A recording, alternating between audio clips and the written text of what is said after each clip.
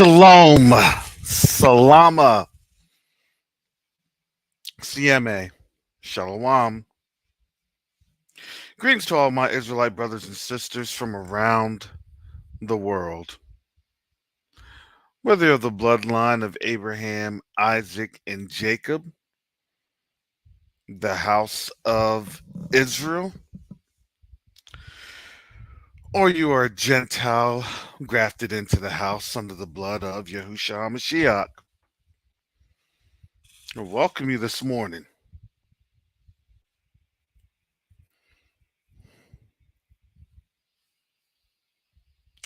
Before I get into this discussion,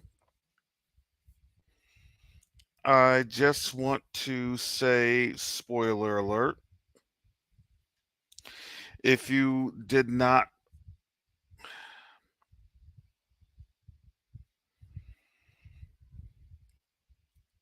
listen to Yakoba's latest on Teo Ministries,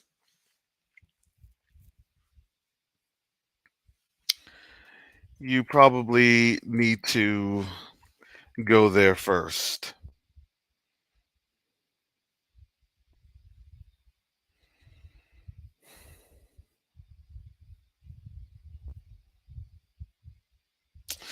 Because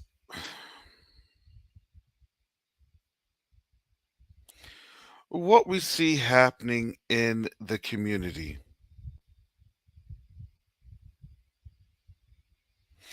is now what is taking place all around the world. We're in a time like none other. It was something to say, it was something to behold when we would make these declarations.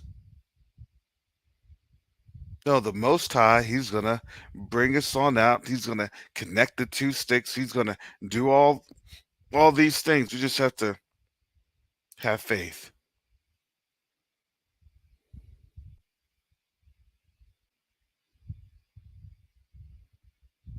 We have to trust. We have to believe.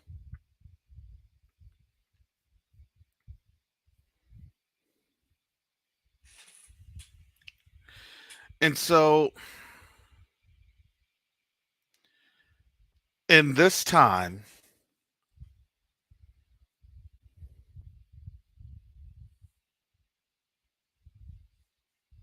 when we are staring at things in real time, when we're looking at things in real time, you don't really get the naysayers and the doubters that you used to hear coming on.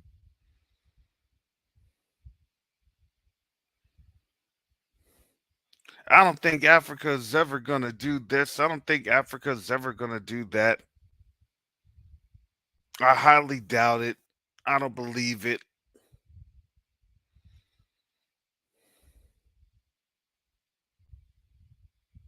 And now we're seeing that with our very eyes.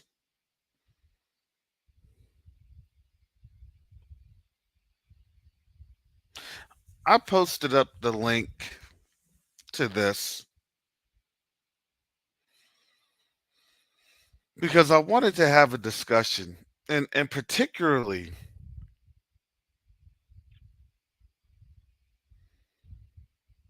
I want to have a discussion with our folks on the continent. If you're on the continent, please come on in. The lines are open.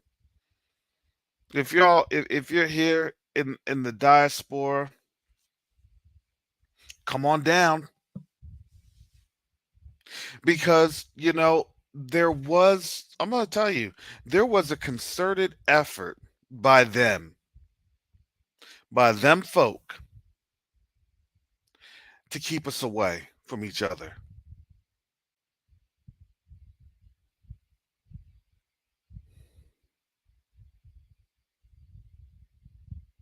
And now they're scared because that effort to keep us away from each other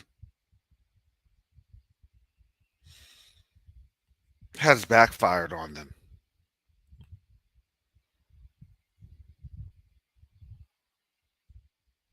And it backfired on them tremendously.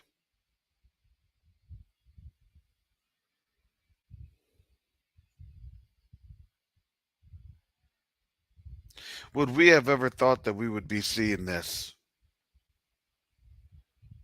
and looking at this in this time, in real time?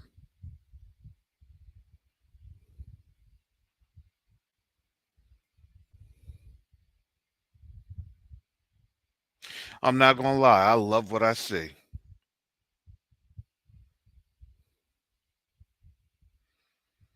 I love seeing our people coming together. I love seeing our people fulfilling scriptures, fulfilling biblical prophecy, and they don't even know it.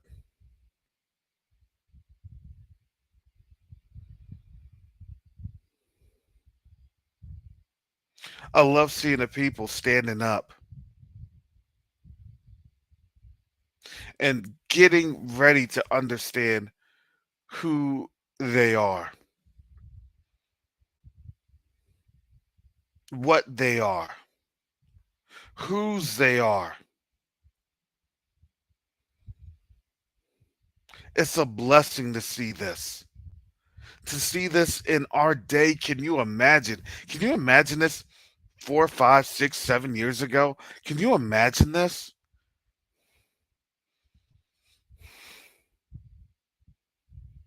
You know, the funny thing is that all this does is now have people all around the world. It has the diaspora questioning things. This is an age, this is a time of what? Of revealing, of exposure.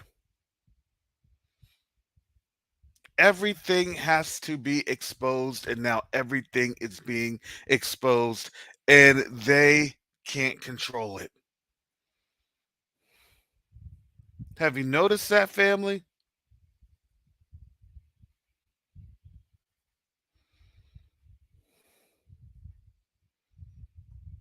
The trolls that used to be employed are mad, and now they've moved on to the Russia and Ukraine.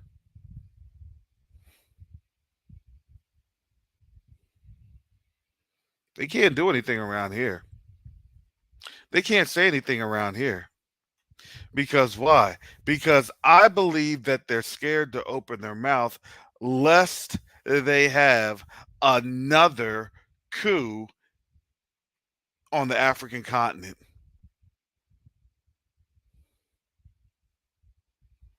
See, you have to understand that they're going through a serious backfire with us, with our people. The narrative can no longer be controlled by them, and that puts them in peril. Let's be honest here.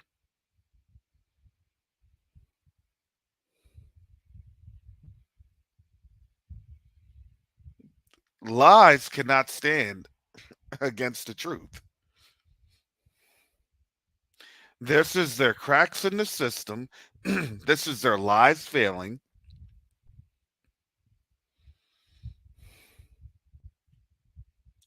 And pretty soon, when they have to pay the ultimate consequence,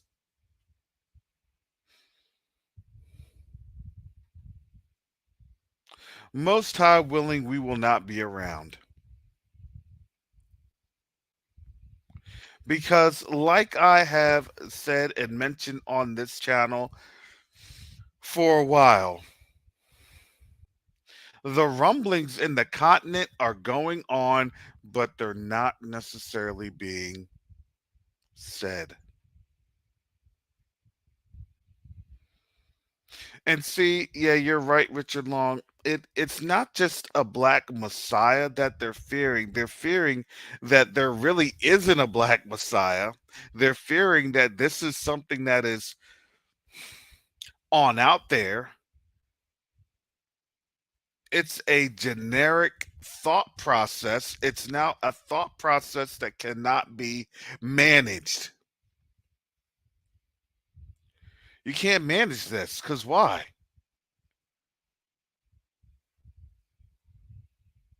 France really did put the West in a very big bind.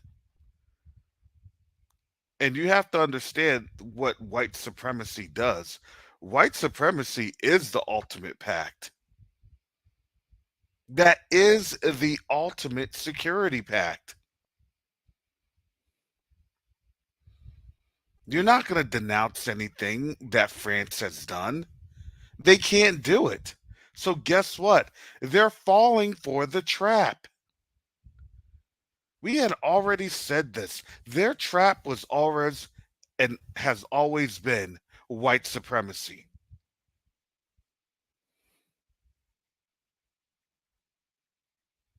And now they're falling hard into that trap.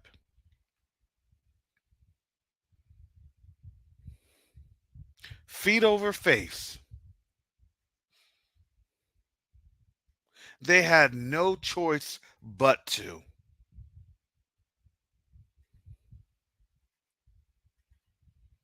And see, when the trap was sprung, they did what they was of their nature.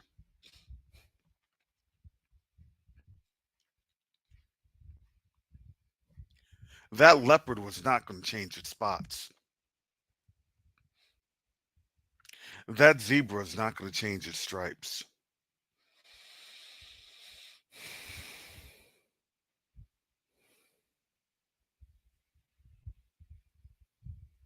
And now, yes, it is out of their control. Now we're starting to see and understand and talk to our family on the continent and in the diaspora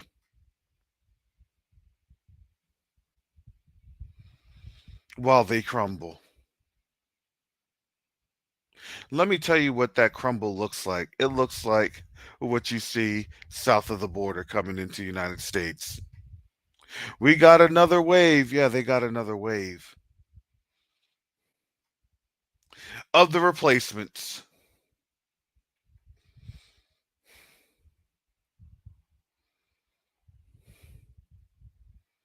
If you don't like us, we'll just replace you. Okay, cool. But when we leave up on out of here, we're going to get what's due to us.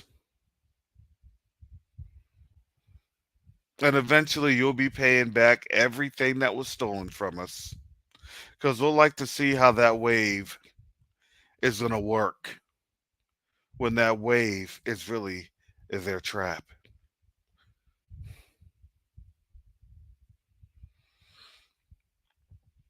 I look at it like this.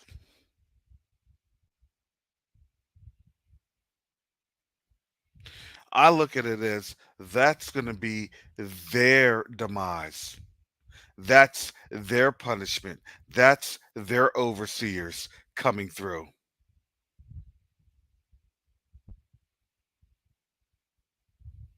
Oh, when you have Japheth against Japheth. Oh my goodness. Oh my goodness. It's not going to turn out the way that they had planned.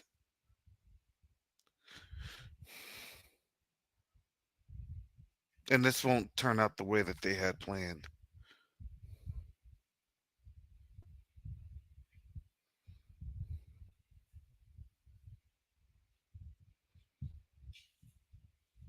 We see their plans in action.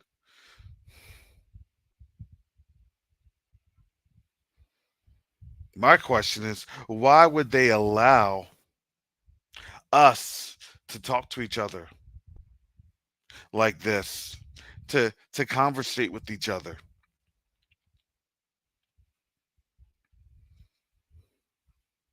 And I simply believe that they're doing this because they have no other choice.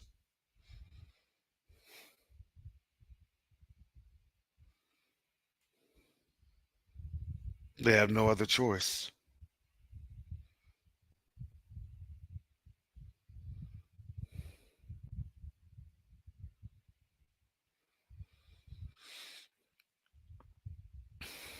All their narratives are falling apart. Every single narrative that they've had against us is being exposed and is being shown that that was their projection of themselves onto us. Always has been, always will be. When we leave, guess what? It's their fault that we're like this. It's their fault that we have this. It's their fault. We all know this. We all know the game.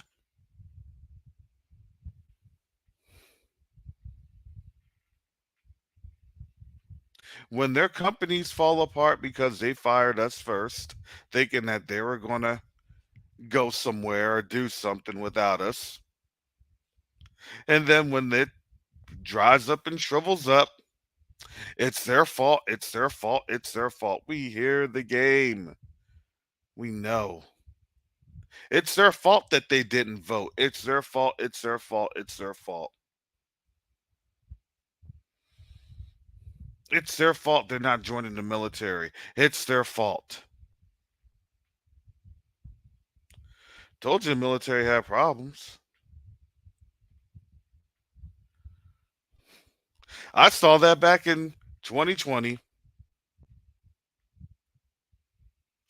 and they literally had to sit us down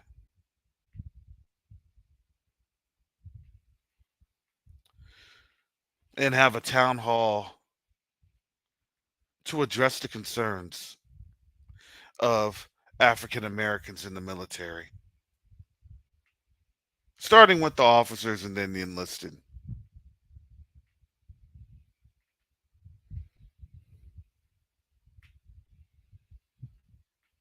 Do you understand that since 2020 they can't trust black folks in the military?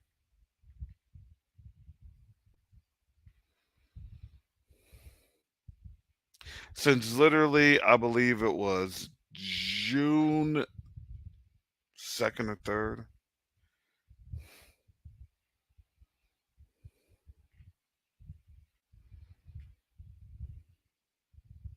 we're a liability to them.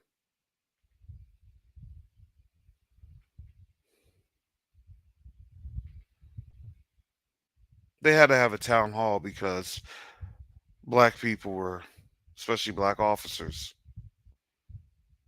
were threatening to resign.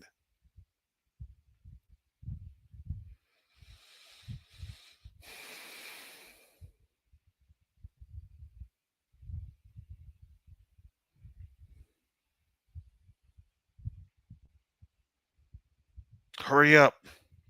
Let's let's talk to them. Let's have them get their feelings out. Tell me how that works when you're trying to explain that to a white person that's usually carrying some stars on his collar.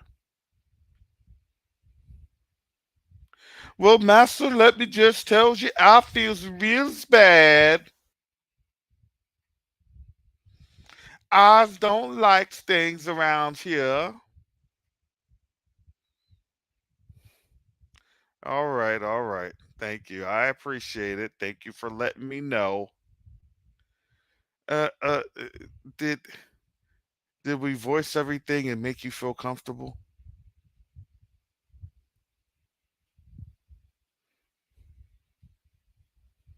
Because every single black person in that town hall, when we had it, we looked at each other and was like, "This is a farce." We understood that that was literally the beginning of the internal collapse.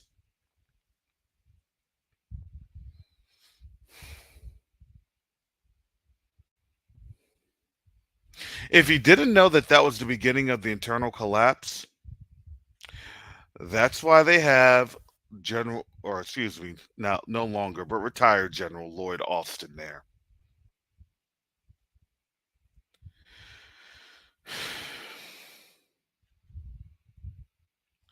The best yes man in the history of armed forces.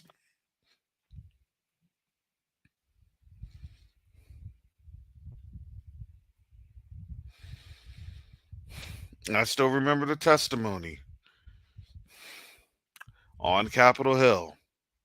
General Austin, we spent $500 million for a force to defeat ISIS. How many are left? Four, maybe five. Four, maybe five. Four, maybe five.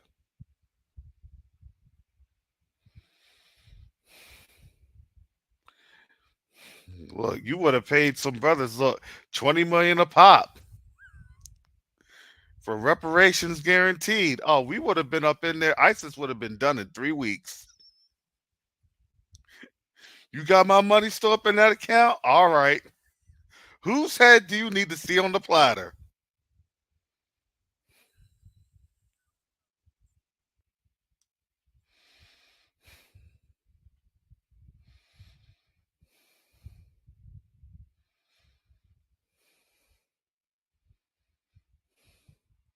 The Negro Commando Unit. Just make sure that my bank account still has my money in it. That look, I'm putting my money in somewhere in an African bank account. Turn that sucker into shillings. Make sure that that thing is still there.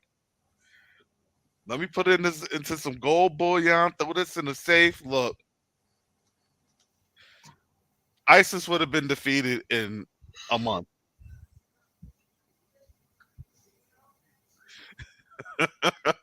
How did these brothers have some supernatural feats on the battlefield?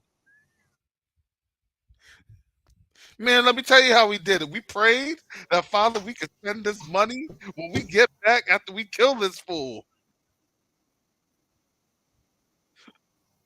Yeah, but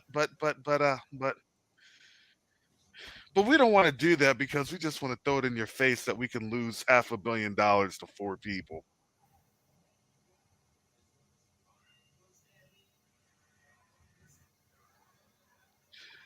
You have to understand the collapse has been going on. The dry rot has been going on.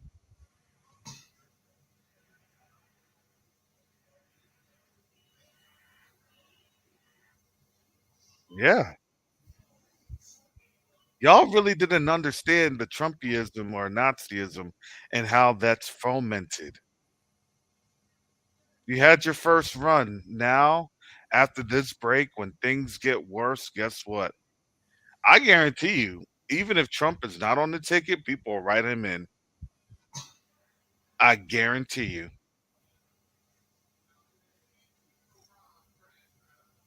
This is going to start to be very interesting.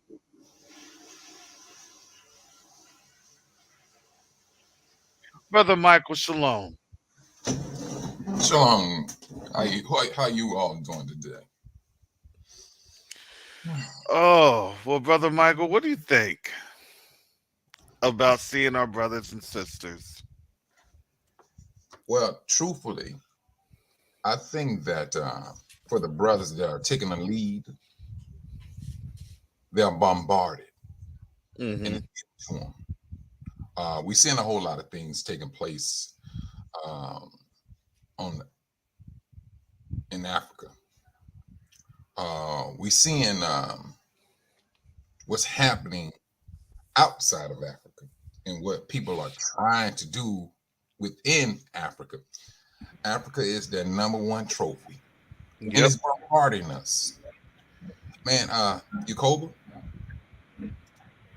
he laid it down yesterday again. Hmm. He did.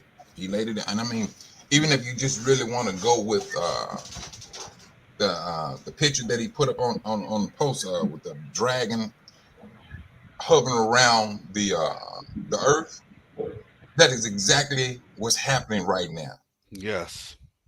And I think that when it comes to, and I'm saying this as a source of encouragement to the brothers that are trying their best to take the lead in supporting Yah's people, which is it's a stressful situation. Think about it. Yahusha, did he not get overwhelmed where he had to at times walk away from the disciples and go up into the hills and just to pray and be with his Elohim? Mm-hmm. If he had to do it, what makes you think we don't have to do that?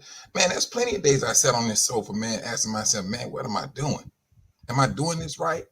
And I know for a fact Jacob is saying the same thing.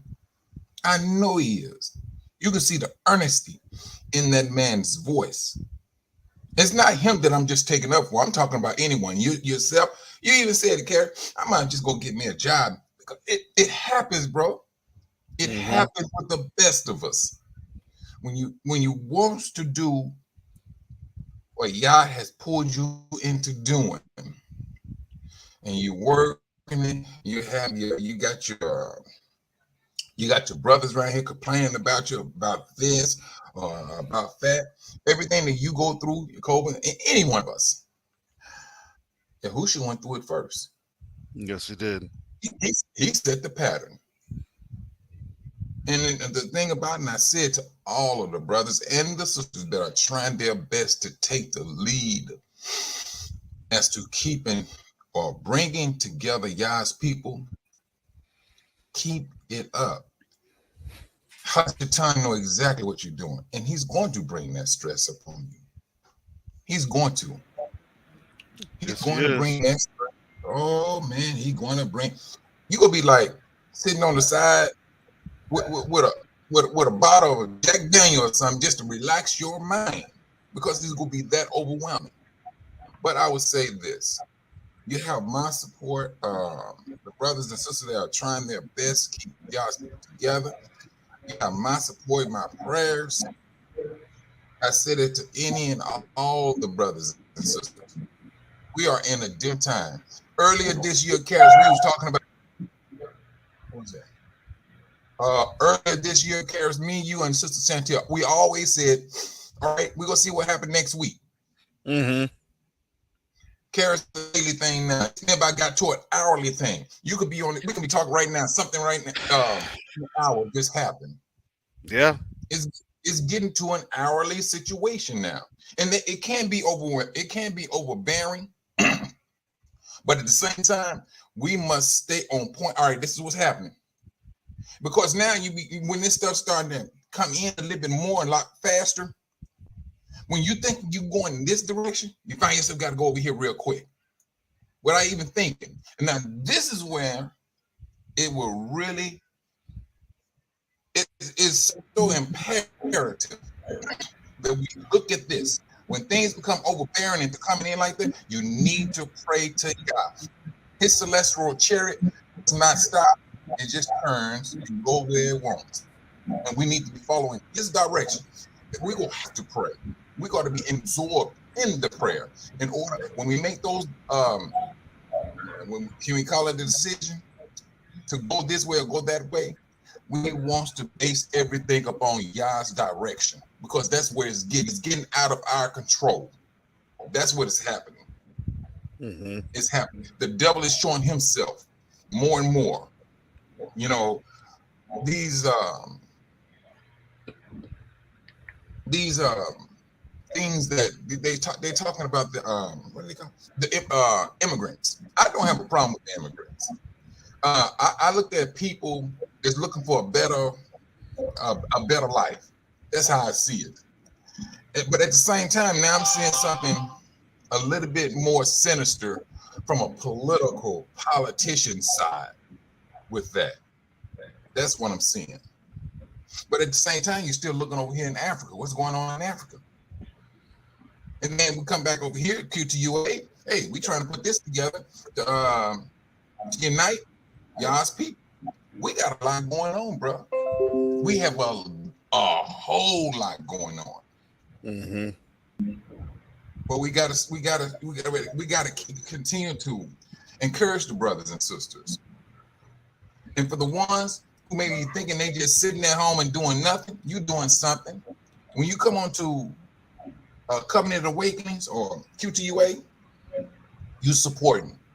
You may be dead broke. You still showing support because you looking for that spiritual enlightenment. You want to maintain your hope in Yah. And this, then now you should say, do not forsake the gatherings of the brothers. It may not be what you may call a conventional church, but when you have people here speaking about His glory, His fame, you are literally saying you support Yah and His effort, what He's doing for His people. That's all you saying. That's it. And and that's what we get. I mean, we got a whole lot in front of us. And the sad thing, well, I ain't gonna say sad. The thing about it is, we don't even see. We just we just stepped through the threshold of the door. We haven't even looked up yet, see what's really truly going on. That's the thing that's going to either it's going to make us or it's going to break us, one or the other. Yes. And that's what I'm saying. And I say this to anybody, all the brothers that are taking a lead. Stand firm, maintain your faith. I'm seeing something that's going to shake a lot of us. It's going to shake a lot of us. And it may bring in some fear. It may, but maintain your relationship and prayer with Yah. He said He's the one who's going to gather His people together, go make them stand firm, where they won't be fearing. We get to that point, bro. Hallelujah. Let me get Central's vlog and New Being Me, brother Mike. Central's vlog because he's coming from the continent. He's coming from Nigeria, brother. What we heard on Teo yesterday. A brother speaking up. He's on the continent, but he was saying he wants to see the diaspora come home and take part in what's happening on the continent. Brother Centros, what do you think about that? That's good day, everyone. That would be one of the best thing. Anybody that name it, the name, just like the old book will say, anybody that name it the name of the Lord, anybody that calls himself an African, or that you are a black Jew, which has been Yes. something that has been hidden from us all this while. You need to return back home because we are in a period that all wasted effort in the West must return back. And Hmm. all those that have been driven out of the land of Africa must physically and mindfully return back. If your body is there and your mind is here, then you started your journey back home because home is where peace is. And a lot is going on here in Africa that if especially the diasporans, if we do the mistake of looking away, like the good book said, with respect to Adassa, that's Esther, in Yes. which one guy said, if you think that because you're in the palace and you are relaxed, the, Oh, the trouble that will come for you will be a well big trouble. Because when they are done with the Jew, they will remember that Adassa does not belong. mm, So I find it interesting when I see people's mind, especially we brothers and sisters that have been carried away years ago, and we are returning back home. But please, if you are returning back home, be guided. The home you are returning back to has also been corrupted, has been yes. inflicted, has been brought under chains. Their mind has been changed. A lot of them are thinking of running away from motherland because they are being brainwashed through pain. So you coming back home you need to come and establish something to retain the youth that are the manpower of our next generation, something to put Christ before them. You are telling them about God, but please don't talk to Africans about God without putting something in their hand to make them have a living, a purpose to wake up, because that's what has been done. The predators across the globe, they've taken away resources, they've Mhm. taken away economic resources from the ends of our African brothers that are at home. So they've rendered them with a second mind, an ulterior mind, thinking that the heaven is in the Western world. Mhm. So they are busy a lot are busy trying to even sell their inheritance here and run to Canada. A lot are busy selling their inheritance here and run to one of these so-called I laugh when I see people running from Africa to France. Mm. Because I tell them, I said, if you are running, if you do not even see anywhere to run to and you are running to such places, it's like you are demeaning yourself from a king to a beggarly element. Because in a simple word, France is just like the houseboy of the world. Without Africa, they are nothing.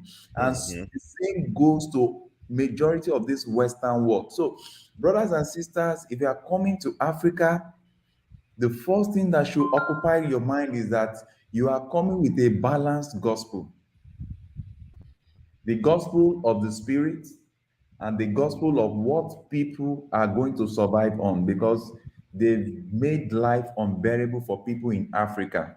Mhm. An average youth that you are seeing is not thinking of anything else, is looking for where to feed himself, where to clothe himself, because there are no jobs here. So if you are coming and you want to introduce your Jesus to them, you want to reintroduce Yeshua to them, please be sure that you are also giving them economic empowerment. And that is why the Bible was so very clear. It says, man shall, at one point, it was saying, man shall not live by, what's it called, by bread alone. And at another point, it was saying, prayer without work, faith without work is dead. Yes. So the same people that have been the troubler of Israel in the Western world, the bad news, I don't want to be a bearer of bad news. They have already done so much havoc here, because the mindset is to make sure that the resources here are not worked on. The Mhm. resources here are left for them. That's why they continue to sensitize our diasporan brothers and sisters that, oh, Africa is in problem, the poorest part of the world, just to make sure that you stay logged in there. Whereas they pick their baggages, they travel down here, collect the best of resources in raw form, take it back to the West, improve on the quality of processing, and they Mhm. sell it at exorbitant prices to us, hereby impoverishing our people more. Because the normal law in economics is you cite industry, localization of industry close to raw materials.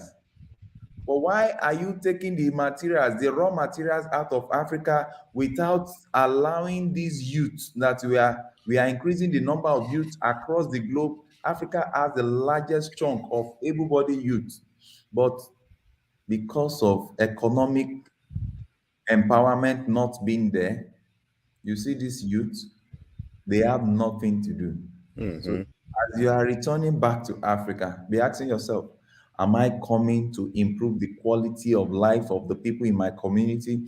And that's why we as a people, myself and my wife, with some other, what's it called, supporters, we set up a foundation to assist these youth. What do? We go to the forgotten zones. There's so many forgotten zones in Africa.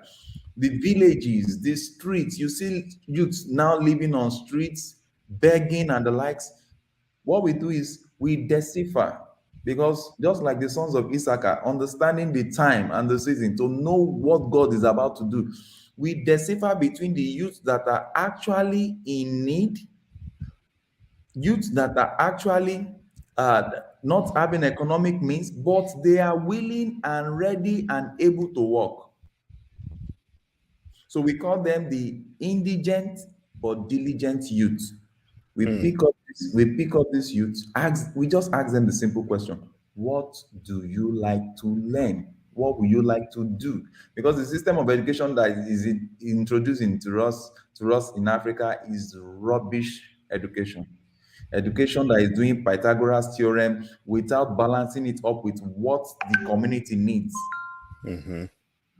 So where we come in, we train them in craft, we train them in a whole lot, fashion, photography, and the likes, and we set this youth up. You will be so shocked how little, an investment in it costs to set up a youth, two or three of them.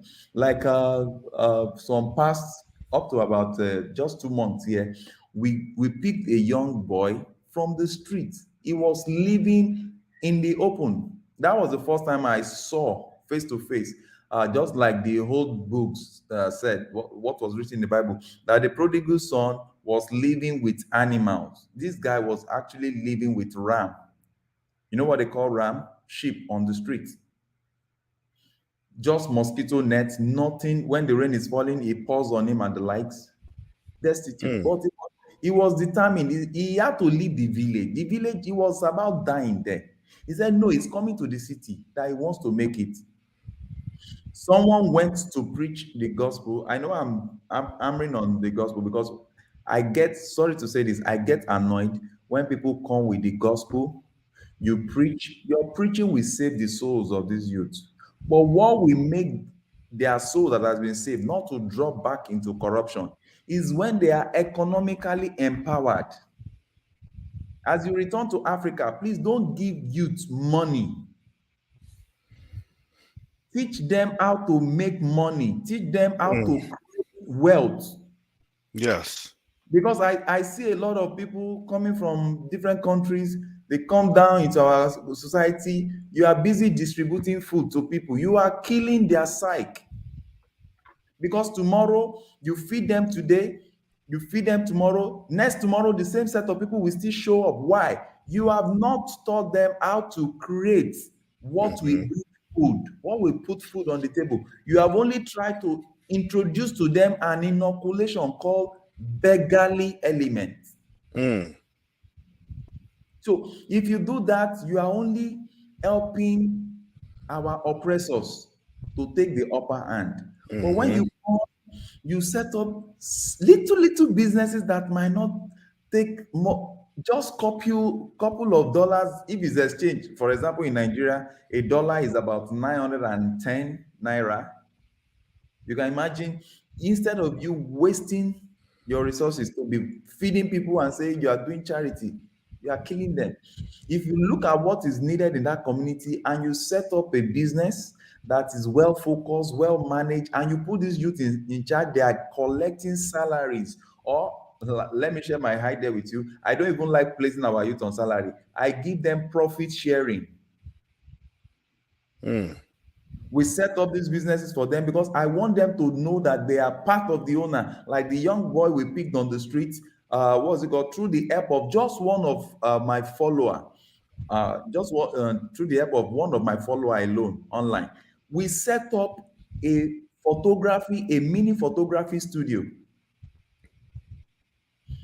Now, this boy is living on the street. My own effort was I trained this boy in photography and videography for 3 months. And you need to see the intelligence level in the life of the youth. He understood everything very fast. We got a location. We rented the space. We brought in equipment. We set up a mini studio. Voila! The day we were doing the opening ceremony, this boy was, he doesn't know whether to cry or to laugh. As I speak with you, he's a director of that photography mini studio. Now, what he does is he shares profit with us. A percentage goes to the foundation. A percentage goes to my online follower that invested in that business. A percentage goes to the boy. So the boy is waking up in that shop, not thinking, oh, they are going to pay me salary. He's thinking, no, no, no, no, I must make sales, because the more profit I make, the more my percentage in this business grow. And that's how to grow Africa. Don't come with the mindset of, don't come and use, I'm so sorry, I'm talking so direct. Don't come with the mentality of being a user. Yes. Don't come to use them. If you don't come to use people in Africa, they will treasure you. Make them see, then you subject them to constant training. That's what I've been doing, and I've been seeing results. A business that was just set up in what's it called, about 2 months. The last month was the second month.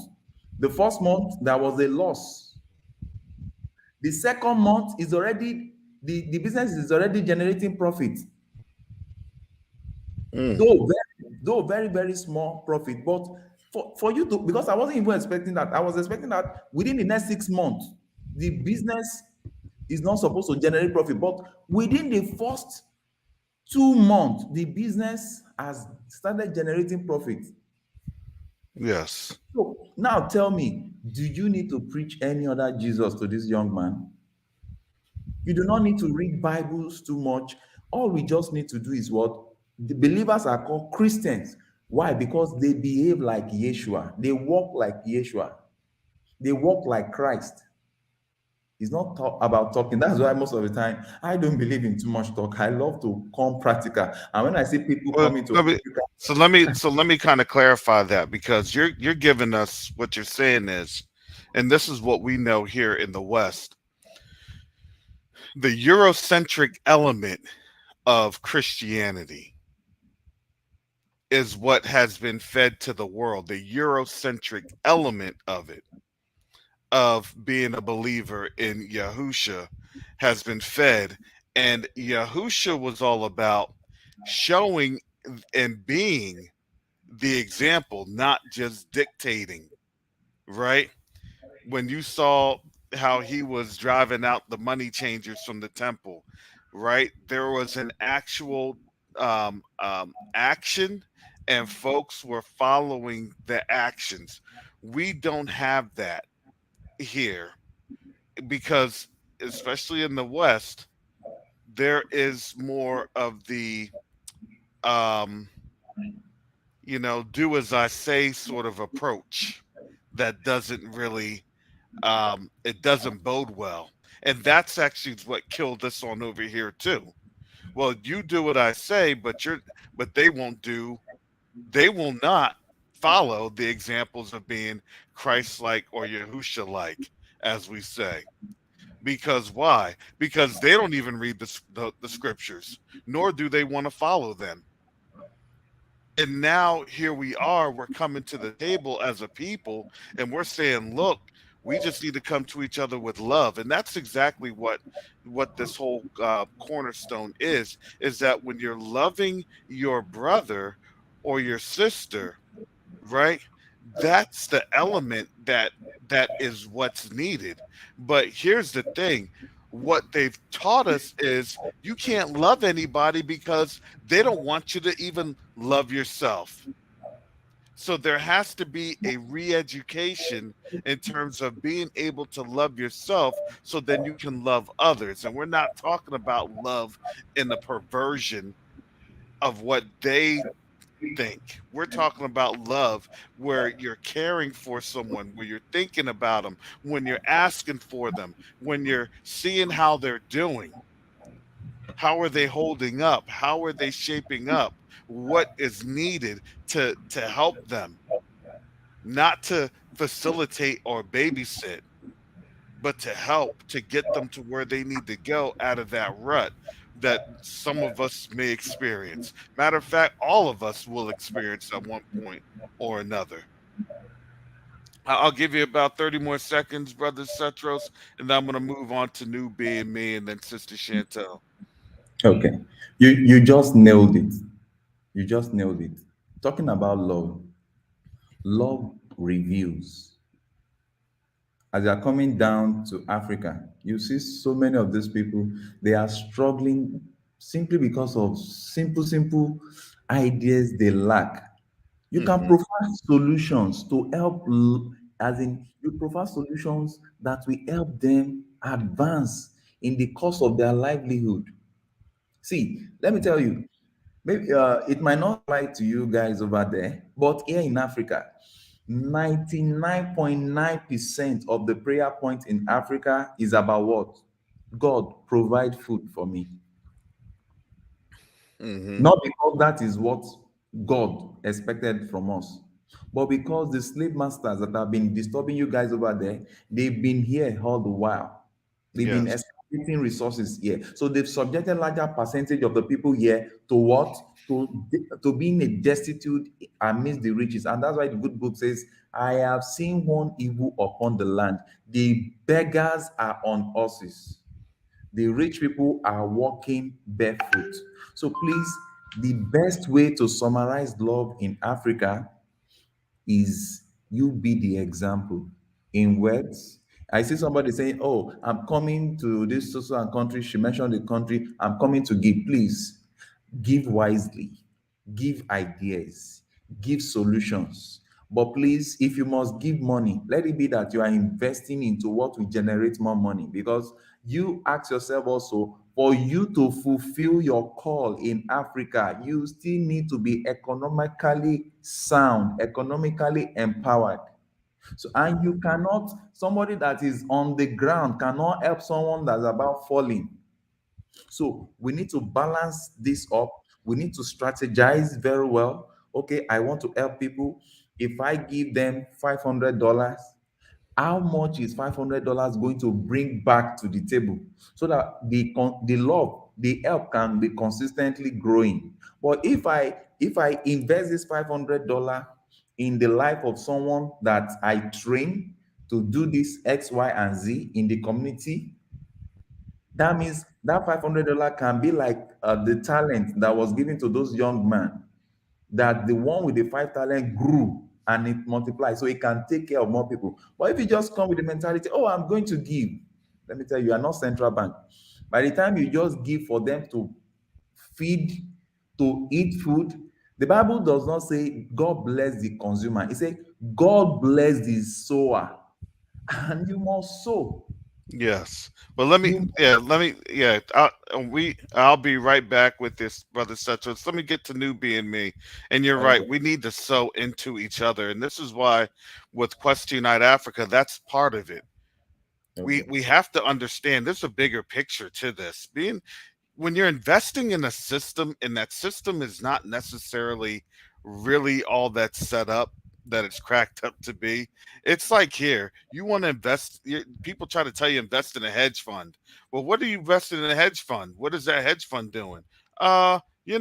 It's here to do what that is because it sounds good and this, but when you really look at the nuts and the bolts, it's not really where, it's not all cracked up to what it is, right? So we have to understand that there's a bigger, dynamic that always has to be addressed in order for these things to grow. Sister New Being Me, shalom. Shalom. This is going to be one of those rare times where I'm not going to say very much because I know what Setros, he has said so much that it's just pulling my heart and it's bringing me into remembrance. And I'll just try to say this briefly because I just really would like to hear a lot of his input, especially from coming from the continent. But when you were asking for people to come, call in from the continent, the Holy Spirit was telling me, yeah, you need to call in for Haiti, for Haiti, because if that's not Africa in the West and what Haiti's been going through, Haiti, just in case we don't know, because Haiti is a byword given to us by the West to hate each other. You feel me? So the real indigenous name is Haiti. So I just want to just throw that to remind people Haitien, Haiti, Haiti is something that the West gave us. But long story short, they did this they did this in the 80s with the Haitian farmers where they just bought all kind of American produce and they killed the farming industry. And then, Haiti has always been in a poor state. I just want to tell ones and ones currently what's happening, and just like the brother was saying, sow and show love, and like Yeshua showed, you go from home to the community to the world. Right behind us, right across the way in Florida from the south, IET is going through a lot right now. If anybody doesn't know, right now the farmers have been building their own canal. They've been building their canal on the border of the Dominican Republic, on that same river that their ancestors were massacred on in 1930, when Trujillo was all lock in and step with the fascist movement. So I'm just letting you know, history is happening again. Haitian farmers are trying to build the canal so they can have water, so they can grow vegetables. And the Dominican Republic, as we speak, is stopping them, boarding them, asking for war, trying to do everything to stop the process when the Haitians are on their side, their own side. That water thing is happening in Egypt and Ethiopia, Haiti, and Dominican Republic. But I'm just saying, for ones who, and I'm actually reaching out. I'm not even talking to people in here. I'm also talking out to Brother Cetros. If y'all have a suggestion for us, because here's the deal, everyone. Even as we're speaking to Brother Cetros in Nigeria, all of us genetically are 70%, 65% Nigerian. We come from that region that brethren is talking about. And that is home for us. A lot of that whole area, Nigeria, we all come from that. I know Badagry, where Mr. Cetros is from. That's very linked to Haiti. So I'm just saying, for ones who have the heart and want to really support too and bring the scripture, because IET is not any longer Catholicized. They're very Protestantized. They've been prepped up by the Protestants. So Haitians need, and just like Jamaicans, you get Haitians and Jamaicans on this fight. If you tell Haitians we're here with you for 1804 redo, and we're all together in this to fight France and to fight this bull crap Christianity, to remind them of who they are, you will have an ally. And especially get our Jamaican brothers on the line. Yo, over here, we have it lock and step. But Mr. Cetros, what I am asking you too is, we need young people or people from Africa, if I pray, to come to IET one of these days, because it has to be all around helping. You feel? And I know a lot of people here in America are very scared to go to Haiti, Well, I Haiti, think, let me bring but this we on need back. that. Let me bring this conversation on back, because we're talking about our people going back over to the continent. Yes, brethren, but your people That's, are also in IET and on the islands too. well, here's the thing. In terms of this conversation that we're having, in terms of what we saw on Teo Ministry, what we're having, no, nothing, no matter where you're at around the diaspora, it all starts with the continent. And this is the very first time that we're seeing the continent, the people on the continent, our brothers and sisters on the continent, coming back, or coming and stepping up and saying, hey, we want you back here. Because it doesn't matter where you're going to be at, what island you're going to be in. It truly doesn't matter. Because why? Because the power position has always been the continent. Now, if we want to say, well, it's uh, uh, uh, no, it's here in No, no, I didn't say that. Guyana, or it's here in this, or it's here in No, that. But we don't want to lose the focus. That's what I'm trying to say. We have to understand where our focus has to lie in, because if we try to, and we're good at this as a people, we're good at losing focus. That's what they want. They want us to go into revert into our lead filled ADHD messed up minds, so we can be able to then go run around again for the next 300-400 years. And while our brothers and sisters are saying, no, now's the time to come together, now's the time that we need to focus. This is how we come together. We need to be around the same table. We need to Bertrand, be I around didn't the say that. same. Yeah, but I want us to make sure that we understand that, because we But really do have to align so we understand what it is that we're looking at, how we actually are able to dialogue with each other. yeah, Haiti's fine. I get it. Haiti's a diaspora, but the may end I? all be all is really on the continent. Go ahead, Sister Nubian me. This okay, this is the first time in our present day that we've seen this. Africa calling America has happened in the 30s. So this is the first time we are seeing it in our lifetime. This has happened again. And then the last time, the first time it happened in the 20th century, it was Africa and the islands and the states together. So we have to look at history so we know how to move forward. So I just want to remind you, this is not the first time. It's the first time happening in our lifetime in this 21st century. It has happened in the 19th century. So we have to actually look back because this has happened. We just got Okay, to do it the right way. let me come in, please. You know, there is something I love about the Bible. I always like referring to the Bible. It says, "The arrow of the Egyptians will enter back into the heart of the Egyptians." Now, he was using that word, and I'm coining it this way. It is the technology that the West have used, the system that has been used to demoralize Africa, that will be used against what they have done. Now, the repair is simple.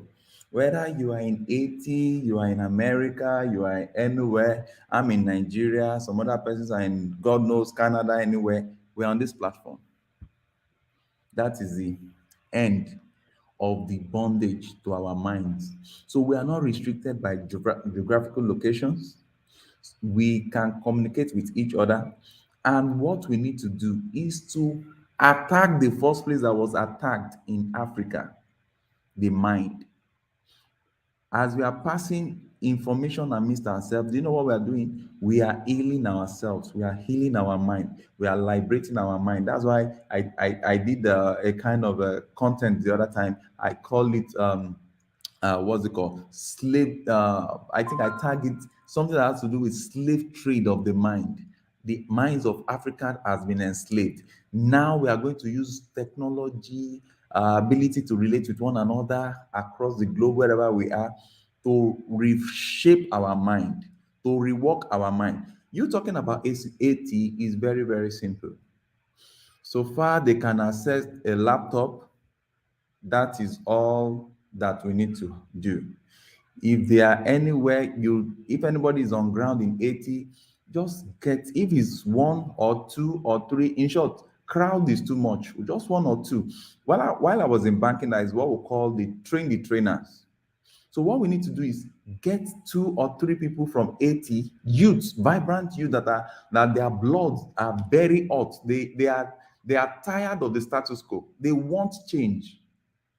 Once we can get those two, three, link them up with the Cetrus Foundation, link them up with New Awakening, link them up to brothers and sisters that can help them grow in their area of need. The first question is to ask them, what area are they looking at?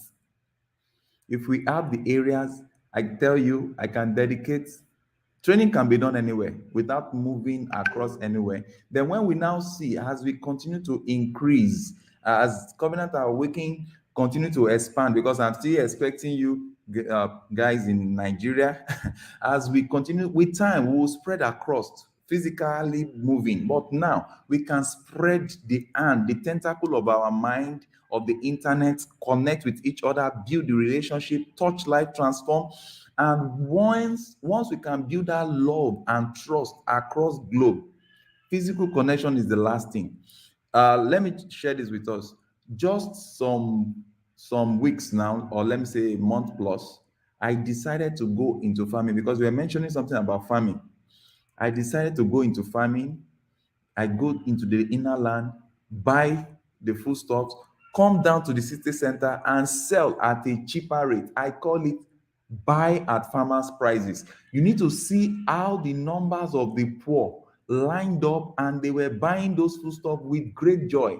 What they would have sold, I'm just using this example, what they would have sold like $1,000, imagine somebody selling it in cents. That was what I did. And funny enough, I still made profit, though very minimal profit. But what did I do there? I just did a test of that, and I saw how joyful people were. And while they were lining up, a particular woman showed up. She could not even afford the minimum amount. If you're in Nigeria, you know what is called the currency we spend is naira. Now, then they sell plantain. What's it called? Like 3,000 naira and the likes. 5,000 naira. I was selling a bunch. I was selling a bunch at 500 naira. You need to see. So why am I bringing up this example? Why? Some of those youth in Haiti, they need to be trained on how to empower themselves so that they can also empower others. Is to ask them, what do you have? What was asked in the scripture when that woman, the wife of that prophet, came, that they were about taking the children into bondage? Said the man of God said, what do you have in the house? Say, oh, I just have a bottle or a cruise of oil. That cruise of oil, that smallest thing that they have at home, somebody with high level exposure can help them see, do XYZ, and voila, light comes. Because we are in the kingdom that radiates light. We are the light of the world. So that's why we need to spend time also with God to show us how to lighten our world. Ideas, simple directions, help here, help there, help there. The help might not be, most of the time when we hear help, we think finance. No, God doesn't even, most of the time, God doesn't need cash to help somebody. He just brings light, illuminations that comes into your heart, ideas that work, that changes, and everybody's like, where did you get this from? So please, Sister Newbie Me, let's talk personally on that 80 issue. I don't lose anything assisting those in 80. 5 minutes, 10 minutes, 30 minutes per, maybe twice a day, we can build up something in their mind. The mind of men is where the building of the Tower of Babel was concluded. Once the mind is rejuvenated, every other thing works. Thank you. Thank you, brethren. I definitely will reach out. I appreciate it. Thank God. Thank you, Joe. Thank you.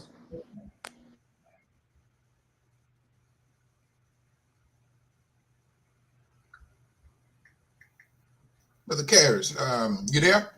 You on mute, bro. You probably got him walked away and you be messing with 4 or 5 different computers. Oh, yeah, I was on mute. Yeah, Sister Chantel, go ahead. Sorry.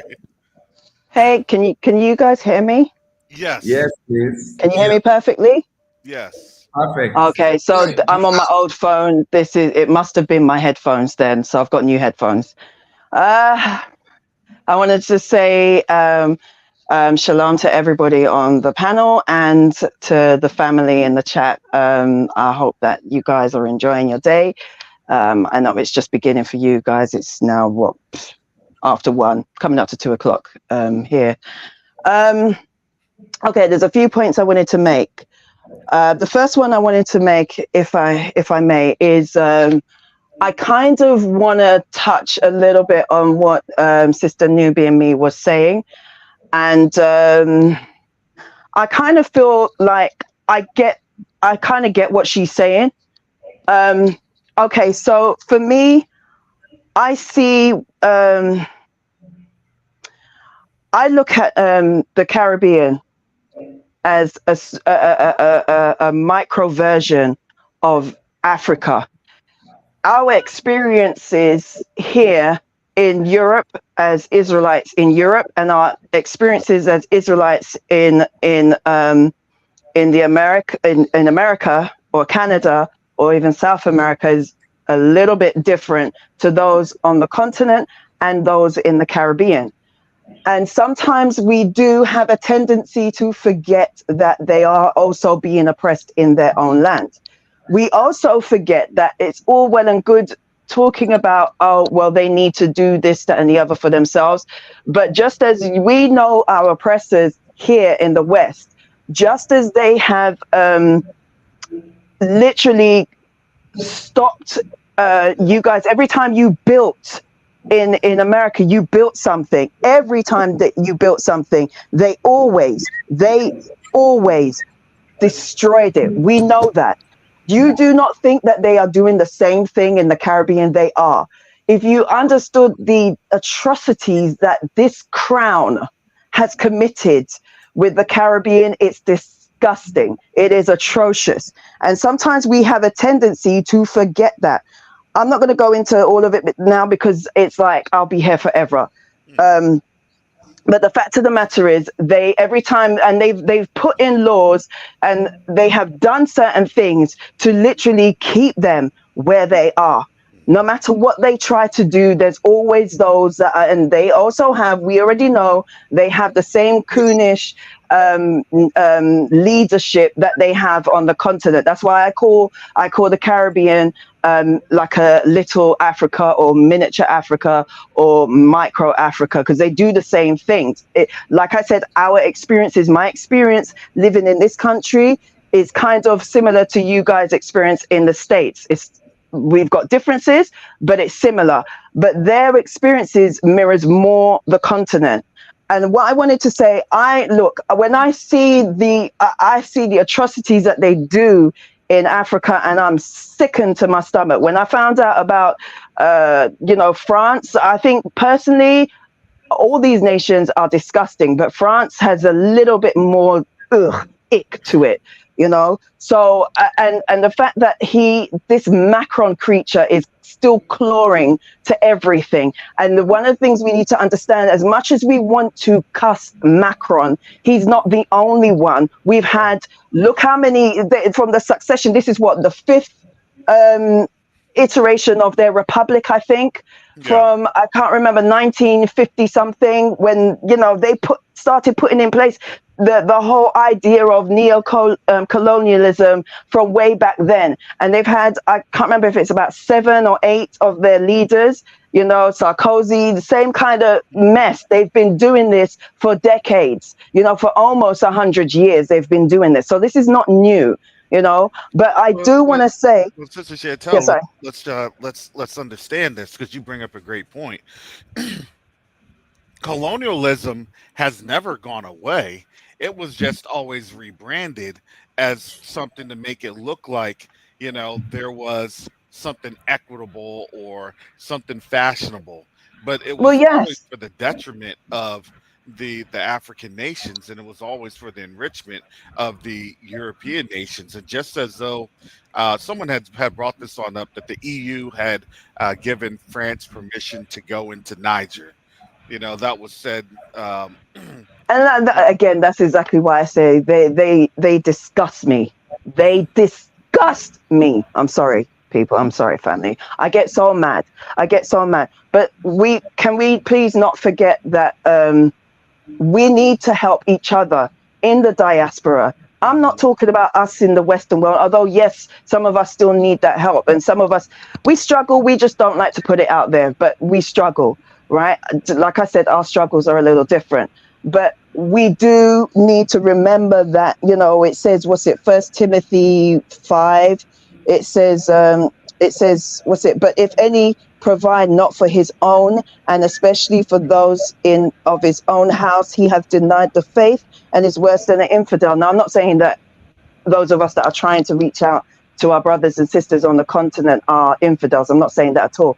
But I'm just saying that sometimes we also have to remember, that we have those who are struggling in the diaspora still, but more specifically in the Caribbean. But also we have a larger population of the diaspora, more so in South America. And I can guarantee you that most of them know less of what we know in Europe, in America, North America, and even in the Caribbean, and in Africa. At least with Africa, they have the cultural aspects of things, so it's we do need to look after each other, all of us, the whole house of Israel. But Judah, we're in this, we're in the bowels of the enemy.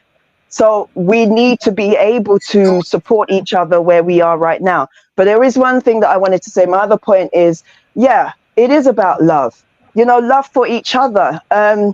Christianity as a whole kind of taught us to only love those who are also Christians. So you were loving everybody, but those who weren't Christians. So you've got Israelites who are in Islam, you've got Israelites who are in Buddhism, you've got Israelites who are atheists, but we're supposed to hate those because they're not part of the Christian family network, but hate those, even though as a Christian, as a black so-called Christian, I can see that.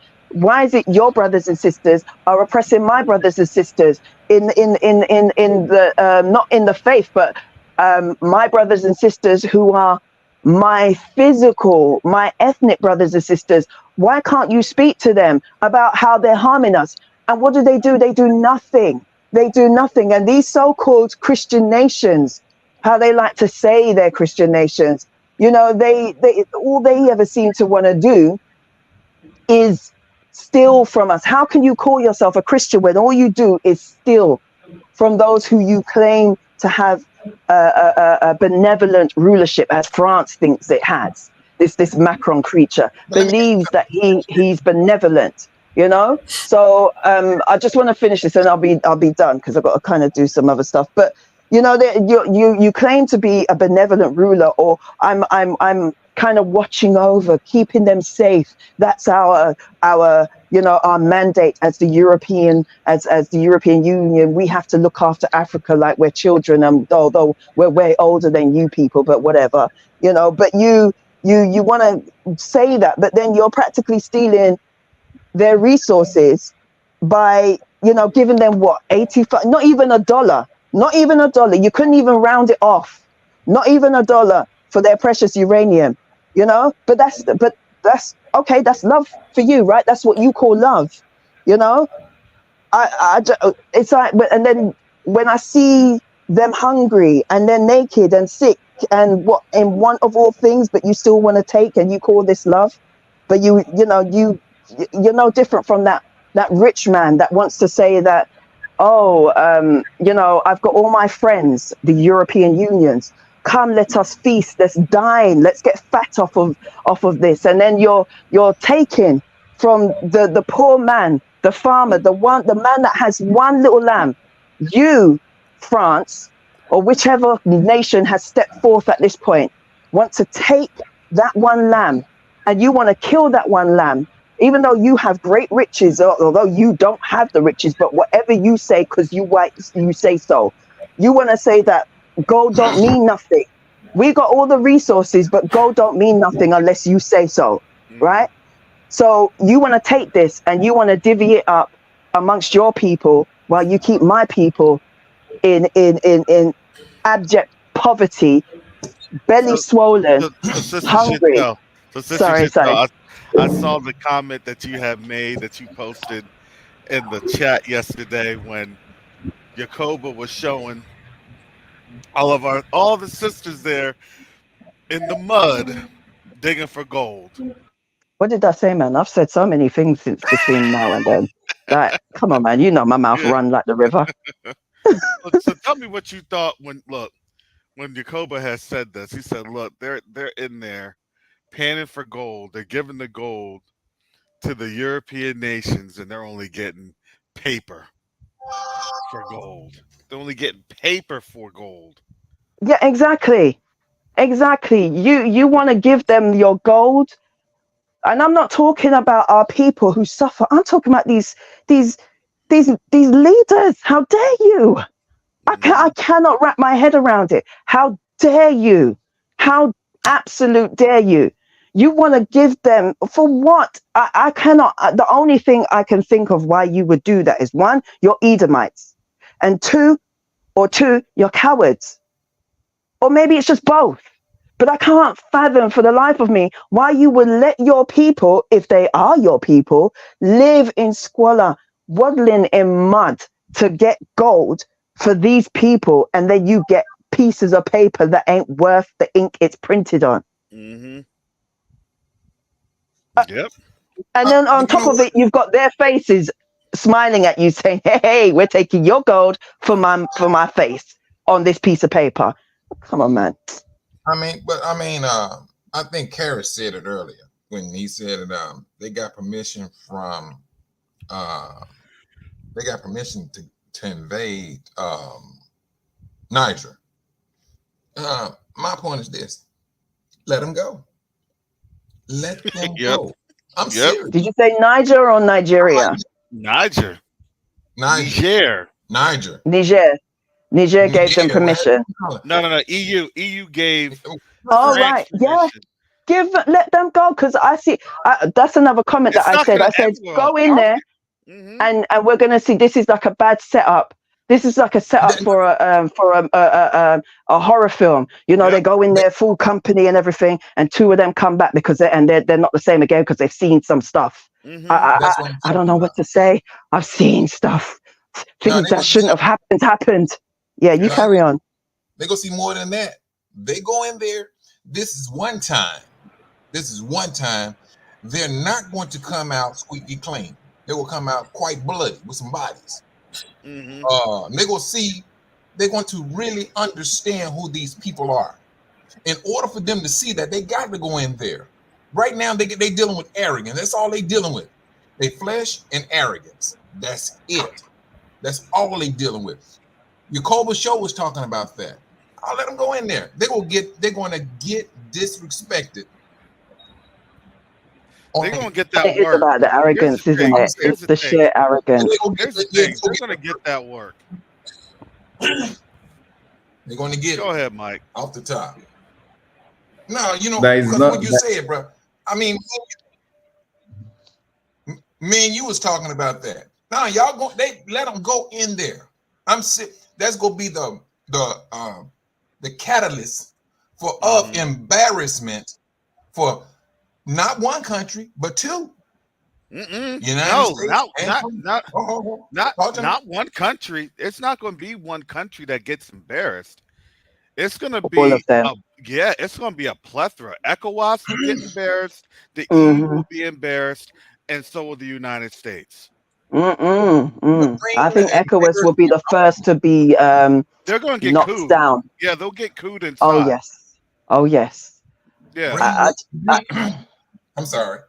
Brother The Centros funny- will have to give us the play-by-play of what's happening. now you're making me laugh because go where? Where are they going into? You've forgotten something about Africans.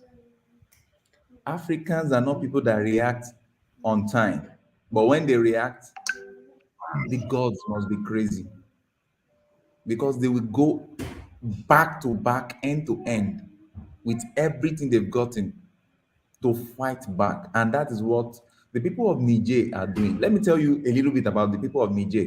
The people of Niger are different from Nigerians. Nigerians are very, very educated. They don't want to die. Nigerians do not want to die. Nigerians do not want to fight. Nigerians just want to make profit, economic stability. Let me be able to feed myself, my family, and just continue reading books, even if those books have been the indoctrinations of the West. They don't care. They just want to have PhD. That's why in America you have the largest number of people in Nigeria. The largest number of PhD coming from Nigeria. Nigerians love to achieve success, but the people of Niger, they are warriors. They have been trained to fight. And They they are like, trained them, didn't they? Yeah. no, yes, They trained they the were West. warriors already, but you trained them even more so. And you're gonna come into their land and think you can beat them. They got a home field advantage. Well, They know how to deal with the heat. You lot don't. You think you do. You also think they you had the do. security defense pack, so you're not just Ma- going to deal with Niger. You're going to deal Madam, with Burkina Faso and Mali too. Mali, yes. And I Madam wouldn't be Chanti, surprised if Guinea gets in there. And then Chad. Madam Chantel, let me tell you this. Let's quickly make a little bit of correction. They did not train them. They only exposed their foolishness to the people of Niger. How do you train a lion? A lion has been born a lion. So No, what I meant is not train them, but train them in their own tactics. So you opened up the door for those who you're gonna come against, while you show them those same tactics that you use. Yeah, you just reverse engineer the tactics. Exactly, and you use it on them. Hello, can I bring up 2 points about that? Yeah, go ahead, Brother Rojo. We haven't heard from you. Go ahead, Brother Rojo. Man, you've been quiet. That's not natural. No, I've been trying to be respectful because, you know, me, once I get started, man, it'll be like the 30 minutes is on the clock. Rojo's on for 30 minutes. Because Brother Karras, and then it's going to end up in, you got to get your candy bars. It's going to end up in, make sure your candy bars are loaded. That was me. I think Sister Coco had to turn around and tell me to breathe because I was like, yeah. Nobody be understanding Brother Joe's references. It's like candy bars with extended clips. What candy? Yeah, oh, okay. With extended clips and flipped over, taped together, duct taped together, flipped over, flip. No, but check this out. France, what we know, a lot of people don't know. France ain't been the same since the Napoleon / Maximus rule or Maximilian rule. Mm-hmm. France haven't been the same powerhouse because if you remember back then, Napoleon was afraid to bring more men and weapons over, you know, to try to help hold Mexico, and Maximilian finally wound up getting captured and executed. Now, though that has nothing to do with us, the point I bring up is that France has been getting the United States to bail them out of every situation. And guess who's been at the forefront of that? Us. When I say us, I mean Israel. Judah. How did the Vietnam War start? France. Yep. And France started getting it. Yeah, wasn't that France that started it? Yep. No, in Korea too, North Korea. They were getting their butts handed to them in North Korea, and America had to go. And guess who were the contacts for the Turks in North Korea to help America out? Yasrael. Okay, Yasrael helped take Hamburger Hill and help win a small battle in the Tet Offensive in the 60s. Yep. And that what people really don't know is that FBA has a deep-rooted history with the continent, including Niger, with sending rogue soldiers over there to help them fight, teach them guerrilla tactics, teach them how to fly planes. So I'm just saying. So, Rojo, do you not see how everything just comes around full circle? Wait. I'm going to say this. I'm going to say this without spilling too many beans here. But remember the black soldier, special operations soldier, the little David, I forgot his name. He was from here in South Florida, the Miami area. You know what I'm talking about. You know what I'm getting at. They're like, yo, why did he die like this? They literally pulled back and they left that brother to die. Sad. Yep. That's very true. I was gonna say that's why. Why do you think they called for black people to come to Ukraine? Why do you think? Yeah. Because they know who was at the forefront.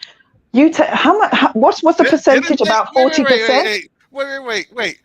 Sister Shishel, break that down again. Didn't they want? Okay, they wanted African Americans. They wanted us to go to Ukraine. Yes. And then we said, we asked, why did they got that swastika sitting like that? Oh, don't worry, no big deal. Exactly. They tried to hide that. In the face by a Russian and then get shot in the back by a Ukrainian. Get out of here. Exactly. And you know they'd be the ones to shoot you in the back. And they'll shoot you in the back. and they'd be like, "Oh no, it was Boris that was shooting on the other side. Them Russian bullets. You know what they do? They swing around and shoot in the back." Hey, They'll I got a secret to tell Yeah, you. let's check the Hey, trajectory of that bullet, hey, shall we? I got a secret. bullet. Real quick. None of us Americans, especially none of us black folks, are supposed to know this. So I'm gonna whisper it. There were over 50,000 Ukrainian soldiers that surrendered to Russia 2 or 3 days ago. I know I heard that Oh too. yeah. Why are we whispering? Say it loud and proud. Let them know, Rojo. Let them know. Thank you for shutting my channel down, Roger. I appreciate it. That's how I whispered it. I'll whisper.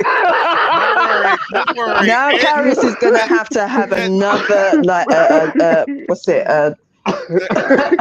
Another channel. You're gonna have to open up another channel. Exactly. The AI gods, that have predicted when this war has started. Speaking of AI, I know this has got nothing to do with this. Has anybody seen the AI pictures of Snoop Dogg as a white man? I have, and it I is was the one who put it in sickening. the chat, right? It's disturbing. I'm sorry. I know it's completely. It just you said AI, and I remember looking at it this morning. I was like, what the heck is this? Ew! It looks ew. So I can say I'm sorry. Hey, Yeah, Karen. I still have to get my Covenant That's his Awakening inner self. extended Let me channel stop. up, That's his Rojo. That's his inner self. Yeah. Hey, Karis, I need to send you a link. Something happened where over 120 soldiers were kind of nabbed up and arrested and are awaiting a trial Where's for this at? Niger. Oh, are you talking about the French soldiers, or are you No, talking no, about? no, no, no, no, no, no, no, no, no, no, no, no. Oh, the They, coup attempt. they are hold on, wait a minute. Yeah, they had another coup try that they tried to do. They are American soldiers.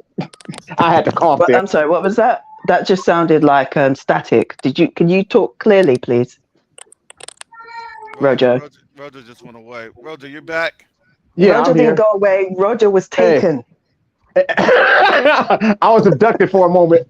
I'm Tyrone. They had to put my clone in here, but AI clone. You got it. You got clone. hey, Karis, the only hint I'm gonna give about the soldiers that were taken, stars and stripes. Mm-hmm. Oh, Yeah. Yeah.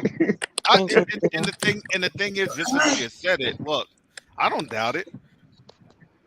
Look, they have to go. They have to get Niger back because it's not just Niger; it's that oil pipeline. That was their backup plan. But they're not getting it from Russia. They're not And getting that- any. And They're not getting something anything too. from Russia. May I just say something real Africa's quick? the one that's not. Yeah, go ahead, Sister New B&B. Go ahead. Okay. You know, Okay. This is real brief. Just looking at some stuff. France definitely deserve a beat down from everyone. Come on, let's look at it. Remember the Louisiana Purchase? Louisiana Purchase, all the South. Everybody south of everybody who's right here, Louisiana and up, Missouri in America, before the West, we have a vendetta with France. Now let's be real. France is the most godless European nation of all nations. If the United States is such a Christian nation, why are they helping this nation? That's the one of the most they definitely the most secularist nation in Europe. birds of a feather. They shut that shit. They shut it down when I gotta give it to them. They shut the Pope down. Okay, give them a high five. Yes, they did that, but that's just because they were wicked as wicked could be. And when they took away religion, they got worse. So another thing I want to tell you about France, les Français, they're the biggest. You know the movie, Dangerous Liaison, right? Dangerous Liaisons. The French are the most malicious in terms of slander, in terms of lying. They break so many of the 10 commandments just in their life, period. So we all need to be banging on her. I can't, especially trying to get some Americans in there. No. They always trying to get Americans to fight their fight. They're little punks. They're little I'm not going to say the word, but you know, they emasculated cavemen that need to get beat down. Well, but remember that again. That's what we're talking about. That is the modus operandi, right? That's why I That is said how they ooga booga operate. booga. That's how they operate, and and they get mad. They get Now remember what I was talking about. Sorry, Caris. I told you I ain't talking about our people. They like to reverse everything. We're just putting it back. Remember what they say? It just doesn't matter. It does matter. You, the original. You are the ooga booga boogers. Ooh, ooh, ooh. That's you. Ooga booga booga booga. yeah, Picking their you know. behinds and eating it. Come on, Well, guys, we're better than They this. They aim low. We gotta aim higher. with what? Yeah, like take off their With head, what? like hit them in the With head, what? No. What are we throwing at them? sling Hey, them Let with them throw a their rock stuff. and take their heads off. That's it. Sling the rock and take the head off. That's hey, how we got Karis. higher. Hey, Karis, do you think that Like America thinks they're still helping Gaul is why they're being like that? Because, I, I Gaul. America, I think, is in a crossroads right now because they don't know what to think, and their people. I'm gonna tell it. Their people don't know what to think. They don't know what's up. They don't know what right is right, what right looks like. They don't know what wrong looks like. They don't understand. We're literally in a nation right now. If you ask them and if you look at them, they don't know. Because why? Because they're catching a lot of blowback from all these nations that let's just think about this 10, 15 years ago, right? The bright and shiny hill. Everybody was looking at America. Now you have bricks and everybody's like, oh, I'm looking over at bricks. Forget you all. Y'all are doing this. Y'all are doing that. The And being worst thing that you despised, can as the scripture says. exactly, and the worst thing that you tell them is, "Hey, look, do you want to know why they're looking at you? Well, when did you pay us our reparations? Oh, that doesn't matter. Okay, well, guess what? I guess neither does bricks matter. But bricks is going to make you poor. It just I think we doesn't matter. I think we now have a new Hey, but let slogan. me just Karis. Bricks life matters. Bricks life matters. Yeah, yeah, and All right. everybody's going to But bricks. Yes. So much so that the right, Brits want to join the BRICS. Yeah, hilarious. yeah. Mr. Sanchez. When all you right, have but the then when Now, you have the seat, the this, mother of white supremacy, asking to join the bricks and be subjugated by brown people. Karis, this is what he said. Please, sir, can I have some more? Yeah, exactly. You're He gonna Oliver twisted it. exactly, exactly. They're about to have an now, Oliver Twist moment trying to join bricks. You what is know, but let going me on? ask you something. Okay, Let me ask you what is something. going on? If we, What if is we, going on in America? Whoa, sorry. Go uh, ahead. yeah. All right, go ahead, Mike. Yeah, because I got to get in, brother Rich and in the diaspora prepper. But go ahead, Mike. all right, let me post it to you. We have all this going on now.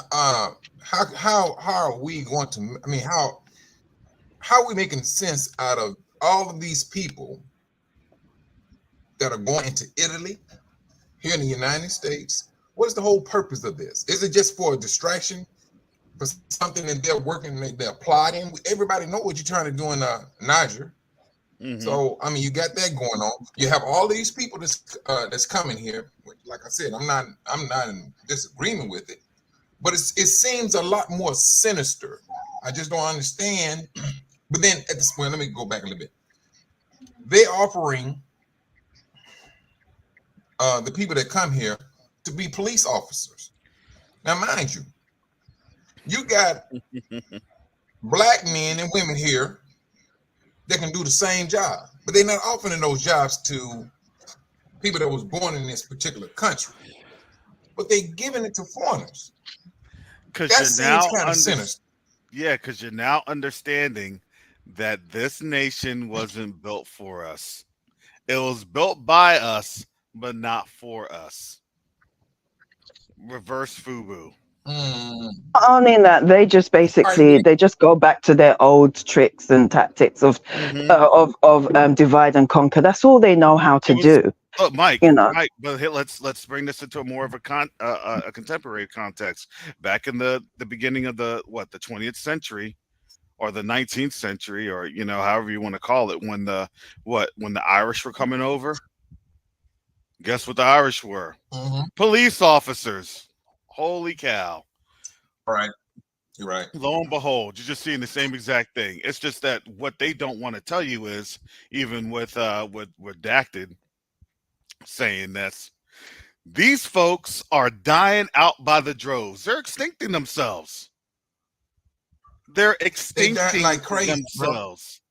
So what do you want to get? You're Dropping trying to like get in flies. more people. You know what the funny thing is? Even redacted was saying this. These are white folks that saying this, Yeah, and but how that's can you? Sorry, go on. yeah. Go ahead, Sister Chantel. I'm gonna bring up No, I was Minister Rick. I Yeah, was go just ahead. gonna say it's funny that yes, they are dying. So you you're gonna try. That's like scraping the bottom of the barrel, looking to add more to your bottom of your barrel. There's nothing to give. What are you looking for? You're scratching it, and you're just Babylon doesn't care. It's the people, not it's the people that's going against the Most High's people. It doesn't care who that and where that people come from. You step on the no, no, land, you're no, making a no, no. contract. I don't mean that you're getting the bottom of the barrel, as in how they are as a people. I mean Europe is dying off as well. Yeah, There's nothing there to give. You've got yeah. nothing. So Europe is not going to like, they complain about, oh, too many immigrants. Then stop, get out of their lands. Do you want You can't deal to, with the issue by, putting us on a floating boat, a floating hotel. Like, Sister Chantel? Explain to people just how empty Europe is. well, Europe, Italy, if we're going to go by Italy, I'll go by Italy because, that was once at one point Esau's direct stronghold and kind of still is. It's about, they say it's about 80% uninhabited, roughly hmm about 80% uninhabited. Yep. And like Newbie and me was saying, you should go there and take their castles, which really and truly those are our castles. I know we built them. I know we built a lot of these things, but it's the So say majority of it is empty. when you say Yeah. 80%, now I mean now hold on, I want to go back. If you go back in some years, what was it before then? You know what I'm saying? If you said 1990, it was like 100% populated. I think it You was, understand what I'm saying? I don't think it's I ever think, like 100%. I think it was probably more or less like between 50 to 60% populated, and now it's mm, 80% unpopulated. I It's tell you what it There, there. was.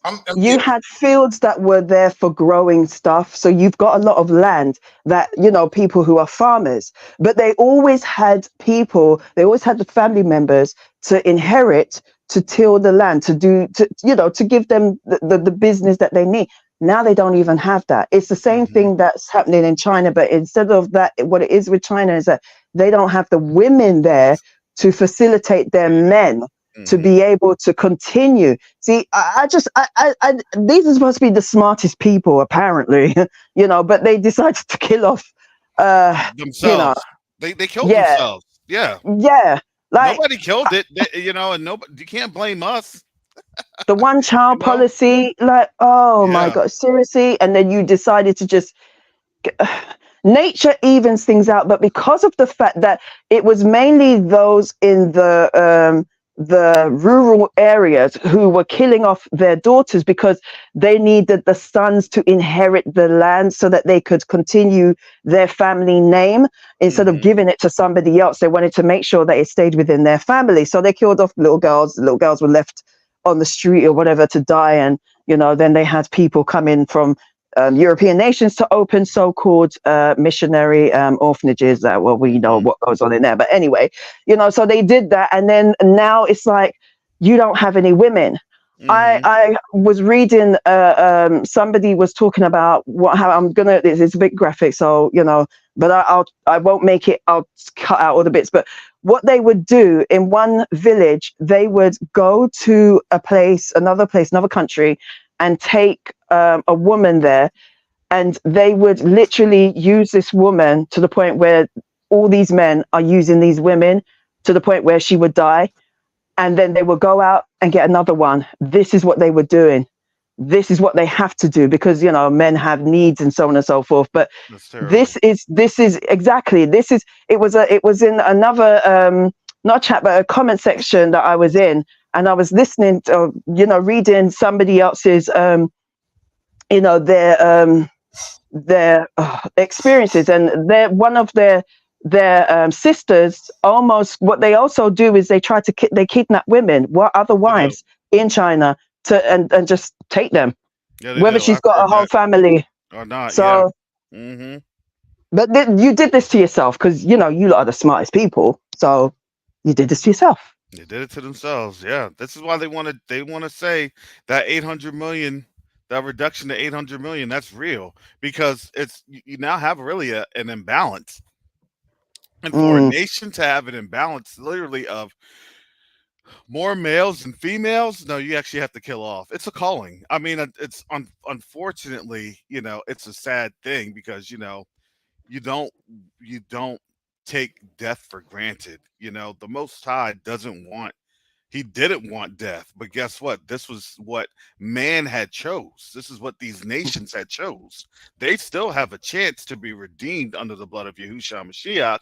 However, they still have a debt to pay. Because why? Because that's still what is required of them. So now when we're telling them like, look, this is what's going on because we were witnessing and seeing that they were doing it to themselves. And what were they trying to do? They were trying to say, no, Africa needs to do the same thing. And these Africans are like, we ain't doing that. We're not A doing that, private sea man. just said that's why they're in Africa, but yes, that is why they're in Africa, and Yeah. also to get get their share of the land. But good luck with that because they ain't gonna Well, they're wash. not going to get share of the land, but what they are trying to do, they're trying to populate themselves. Mike's seen that. Mike can tell you that firsthand of what they're doing to the women, and how the village chiefs are coming together to try to stop what they're doing to the women because they're Yeah, leaving they're them. doing it. Yeah, they're leaving them with children that they're not going to take to China. So so these are a lot of the issues that's going on. And see, as a people, we're beginning to understand these issues, and we're coming together. We're coming to the table with this. Their population is imploding in front of their faces. It's imploding in Japan. It's imploding in China. That's why I look in about another 2 or 3 generations, all these countries that had all these people, they're going to be scarce. That's even what the word says. They're going to be scarce. Because why they do it? They did it to themselves with what? With war and their own tactics of, population control. Where the Most High said to do what? Be fruitful and multiply. And they did the exact opposite. It's Brother, that, and it's also, sorry, I was just going to say quickly, also the fact that they have been messing with their genetics when you should just leave that alone. Just well, do what's natural. well, they've been messing with the genetics since since they became a Since people. the first angels Yeah, came down, and yeah, I know that. But they're still That's doing it. You're at the point of recessiveness, but you're going to continue doing a copy of a copy of a copy of a copy. You lot are breaking down. You need to yeah. just stop. Well, Anyway, I gotta that's go. why they have cloning for centers, and they're just doing what they're learning how to do. And unfortunately, for them, it's sad. But when you know wickedness, all you're going to do is live wickedly. Brother Minister Rick, shalom. Shalom, how are you this morning? I'm doing good, brother Minister Rick. You sound like you're just shouting to me from the other end of a hall. Yeah, kind of got these earbuds, generic earbuds on. Here's the situation. Um, Bring the mic close to your mouth, Rick. I had a barber who finally told me. I went to see my barber, and he finally said, "You got to see that they clone Tyrone," and I hadn't seen it. I heard you guys talking about it, and I finally looked at that thing, and when I saw it, it was so much. See, the thing is, a lot of times listening to our channels, you would think that we're dealing with these urban apologists and all these people that we're bringing the mess that they're our opposition. We're talking about bringing this enlightenment, this awakening to they clone Tyrone. Yeah.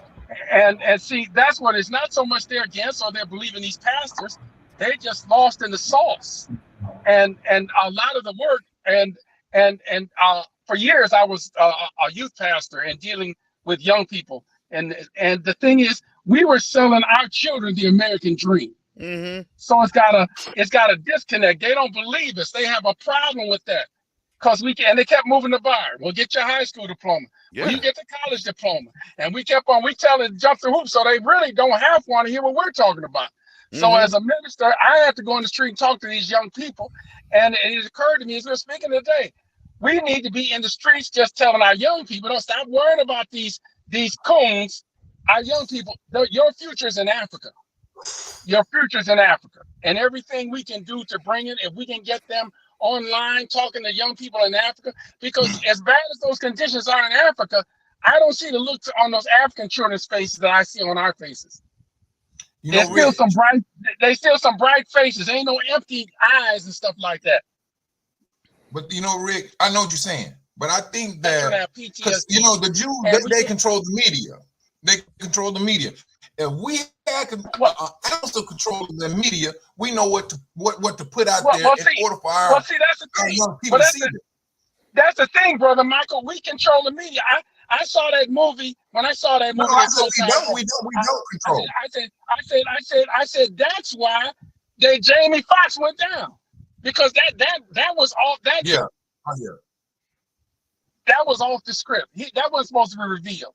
And all of a sudden, that brother got sick. They say he almost died. I believe it was because of that. See, what I'm saying is we do control the media, because when the George Floyd rights went it, because the democratization of the media through the social media and everything, we're not utilizing it to that level. Yes, we do. That's what God. I've got silver we cameras. influence I just got people to operate them. No, I'm saying we do control. We can do if we can have a Harlem Renaissance and put our black folks put our movies in the 30s. You telling me in the 20s, 30s, we can't do that now? No, brother, I agree with you. We influence it, and they control the media. This is Satan's world. They control the money. We influence the art. They copy everything we do. Let me tell you. No, please stop. Please let me complete. I've been waiting a long time. I started out in studio engineering.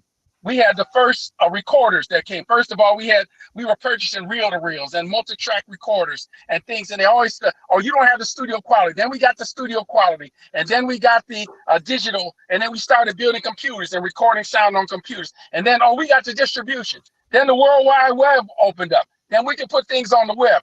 You tell them we control. How do you think the Alabama? They took it over. Okay, I agree with you, Brethren.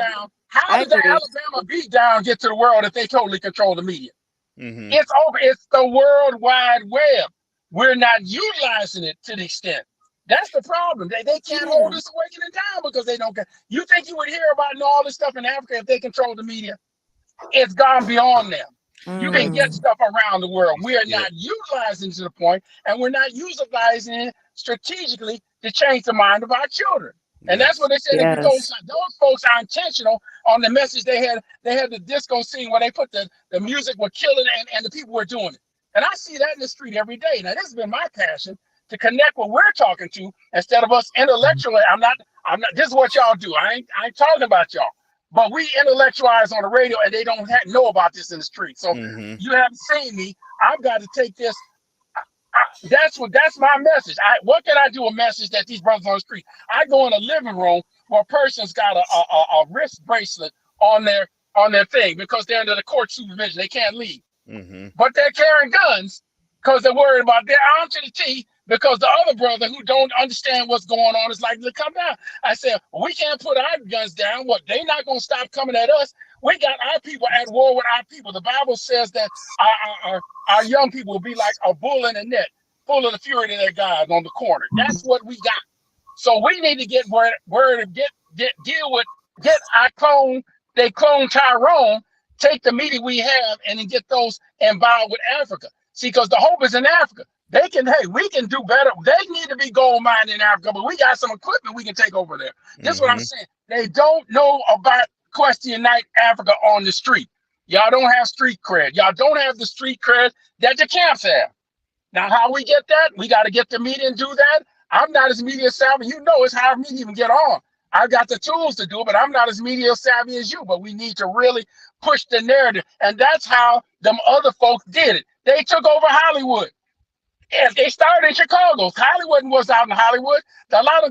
We got buildings in Chicago where they started the movie theaters. First, they had the theaters in their neighborhoods. We have theaters. I went to a club of Brother James. It's comedy, just entertainment in their neighborhood. They started that off. They had the Nickelodeons. Then they took it to Hollywood, and then they got the narrative to help for their people. Whenever they want to do something, Birth of a Nation took us up out of here. They're still doing it. But guess what? We can enter that arena too. We did it during the Harlem Renaissance. We need to shape the narrative and the image of our people, concentrate on that, because our soldiers in the street, but they're shooting at each other. So this is what I'm saying is all this, we can keep it on the intellectual level. We have to get it to our people. Once they don't know what's in Africa, I feel like I'm stretched on the bridge because I got to get my street time and I got to get my online time. But this is what they need to know what we're talking about, and they don't know us like that. So as much as we can and however we can engage with our community, because our community is not rejecting this message. The Ruach HaKodesh has done its job. Our people generally know, that's general knowledge that we're Israel. We don't find this opposition you're talking about. That you're dealing with a few coons that are off the plantation. People ain't even going to church. They don't even believe that stuff. They just, okay, we're Israel, now what we do with it. Yeah. That's NR22UA. Well, this is what we're going to do with it. We got a future in Africa. We're going to do this. That's the thing. That was the whole thing with Music Box Foundation. I wanted them kids to be on a plane to Africa. And our organization stepped in there and COINTELPRO cooking at it. I wanted those kids, and we sent kids playing music all over in New Orleans, all over different places, and we send that out. We may still get that done, but this is what I'm telling you. We have to get to our people on the street. They got their people on the street. That's why they got the cools. We don't have our people on the street like that, and we need to get that. So I don't know. That's kind of my rant. I love what y'all doing, but we got to be doing more, and it's on my soul. But I know this. I got to tell. That's my message. Your future's in Africa. Pardon, Pastor. Can I apologize? I was just going to say, I got to. Let Rojo go, and then I'll get back to you, Newbie and me. Pastor, I just have to respectfully disagree with you on one part. We are actually galvanizing. I mean, even if you look at it from outside of the Ruach HaKodesh, I mean, that is number one. That's most important. But if you look at some of the stuff that we have done outside of that, and Karis could probably attest to some of it, I mean, we are coming together more. I mean, like my own mother says that we're our own worst enemy. We got to be more like this group and that and X, Y, Z, this, that, and the third. But no, we are galvanizing. We are coming together. I mean, in the very famous words of KRS, a real thug is a thug that's hushed. So, we're probably moving in silence, but we're still making a lot of noise. I mean, it may not be at the level that you would desire personally, and I understand that and I respect that. But no, make no mistake, we are definitely coming together, brother.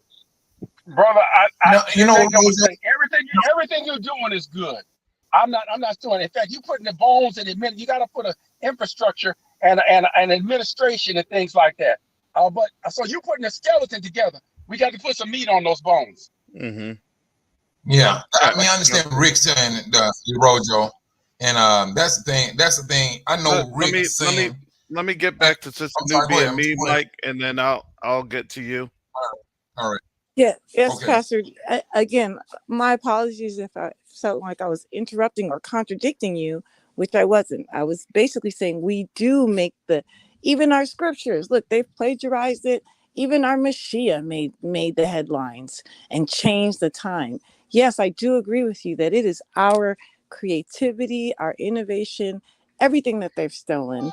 They do take it, they run it because their father is the prince of the air, and he has it. And if we are underground, our mission gets out there on the taps, like you're saying, even underground. If we ran the media company, then we would be on the wrong side, because that's why they have that disadvantage. That's why they're always cheating. That's why they want to take our stuff, steal it, plagiarize it, reflip it, re-engineer it, and then use it against us. So what I'm saying is, yes, Elder, yes, brethren, yes, Pastor, I agree with you. We are the story. We are the news. We are the good news. So north, east, west, south, everybody has been copying us, taking us, replacing us, attempting to. I was just saying that he is the prince of the air, and his children are wicked. So they, quote unquote, think they're running things in the airwaves. And yes, we must. And I've seen early movies that African Americans have done in the 20th century, silence, talkies, just a guy, they got the ideas from us. Yes, I do agree with you. But what I'm saying is we operate in the Ruach HaKodesh, in the Holy Spirit, underground, like mushrooms. They don't even see us. That's how deep our communication is. Because if we were out there like BET and all that, then we're in the wrong team. But the Mashiach is bringing it, and he's making it happen. BET isn't even owned by, and BET isn't even owned by. Yeah, they were sold out. Yeah. They sold Viacom. it out. And They sold it out. bottom. But Yeah, exactly. So I agree with you, Pastor, 180%, completely. But- And then yes, we do need our media to get out there in the streets and the grassroots level, on the yeah. Give thanks. Okay, yeah, brother Michael, go ahead. Wait a minute. All right. Well, I'm in agreement with Rick. We do. I mean, because these kids, I know that they a lot of their actions are part of the time of the end. You know, a lot of things that's happening, and unfortunately, our kids are part of those scriptures. And what Rick is saying, yes, we do. And even though we get on these channels, we all grown, mature people. This is not something that a teenager would just sit there and listen to, unless he really or she has that mind for spiritual, taking in spiritual food, trying to figure out what's going on in the world. What Rick is saying, we got to appeal to them, but at the same time, we got to maintain our dignity, our respect, according to Yah's regulation. Now, some people believe that, hey, you got to show drugs, violence in order to get our kids' attention. No, I mean, I'm not trying to get down that way. And that's why I'm quite sure Rick is saying the same thing. But it got to be a way for us to maneuver the things to get their attention. Brother Mike, I'll tell you what exactly is needed. The image of the Father is what's needed. The image of the Father. They fractured our families, and they took the image of the Father. That's what they need, because we turn the Bible says you turn the hearts of the fathers to the children, lest they bring a curse. They fractured our household and put a divide in there. They don't have fatherhoods. I got adopted children. I ain't had near a natural child, but you can't tell them that.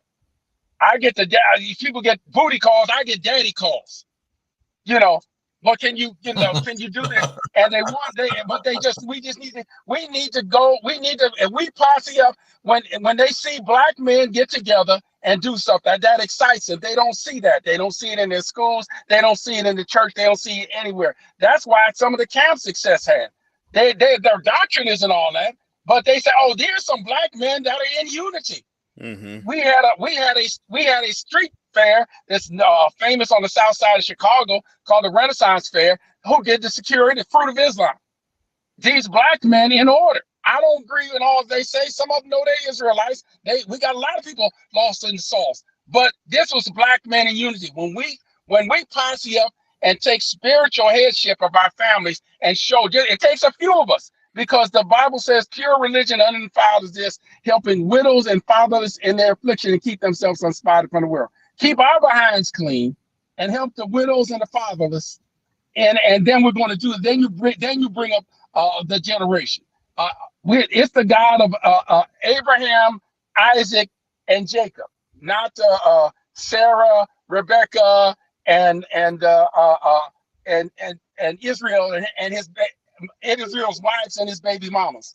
You know, we really have to show people in the image of God, show them the fatherhood of God, and that's what's missing. They don't know we let them steal fatherhood from us. Well, I'm not talking about in your family because I know so maybe we need to shape that narrative in that context of, it's not really what was missing, it was also what was systematically taken away. And so when you're talking about a fullness, I think we get caught up in this. We get caught up in too much of the minutia of what was done, right? Because here's the thing. You can always look back at yesteryear and say, this is what was done. This is what was done. This is what was done. That's honestly, if I'm an enemy, I want you just to continue to look and stay in the loop. Keep looking, keep staying in the loop. Because why? Because I don't want you to see what's going on over there in Africa. Because why? Then you break the loop. Well, you break the cycle. Karis, it's not what I've lived a lifestyle to try and counter what was done. I've seen success in it. The thing is, half of it is just showing up. Half of it is just showing up. Exactly, but you see what I'm saying. I know what you're talking about. You can wallow in your situation and not look to the future. And that's exactly what they wanted us to do for these last 400 years. What I'm saying is what they want us to do for right now. The average young person, the young Hebrew on the street, does not know that Africa is his future. Well, here's the thing. They don't have to really even know. It doesn't even have to be put in their face. Guess what? Sometimes it's actually them that inadvertently put it in our faces. Because why? Because they're suffering because they're losing a lack of the resources because of their loss of control from Africa. See, we always try to think that, we want to have topical solutions. We really do as a people, right? It's this way because of that. We have this because of this, and sometimes the Most High is like, no, just sit back and take a look and see how I'm going to shape things. And you have to understand, look, we're having this conversation because of what's happening on the continent. It's not happening in the dark. You see what I'm saying? Brother Karis, you are right. You are right. It's just a lot of, I guess, out of the frustration. Because if you're used to doing something and acting and getting something done, to sometimes have to sit and wait on the Most High or wait some things like that. And you're in a fight and you're taking losses. Make no mistake about it. Yes. I've buried a couple of young people since I've been in this organization. Mm-hmm. The people, when people are perishing around you for lack of knowledge, you kind of get, wait a minute, So, but I know, I tell you this, a lot of these young people that are the survivors, you sure are right about that. You remember you were talking about that? That's really happening. I mean, they're seeing it. They're seeing it. Because why? Because we got to remember the American dream is really our American nightmare. So when you pointed to the folks that, look, why live in the nightmare when our family on the continent, they're telling us to come home and get out of the nightmare? Well, what do you mean it's a nightmare? Tell me, how many people died for this supposed dream? And now their dream is coming to an end, and they're looking at the American dream that they were supposed to be afforded, white folks were supposed to be afforded, because why? Because that was something that was, destined. They'll say they were destined for this. They were promised for this. We always say, look, we don't have a destiny for anything. We're just trying to survive. To smile the land. I'll put up some money, and next time you go to Africa, we get a young person that's a good ambassador to go spy out the land with you.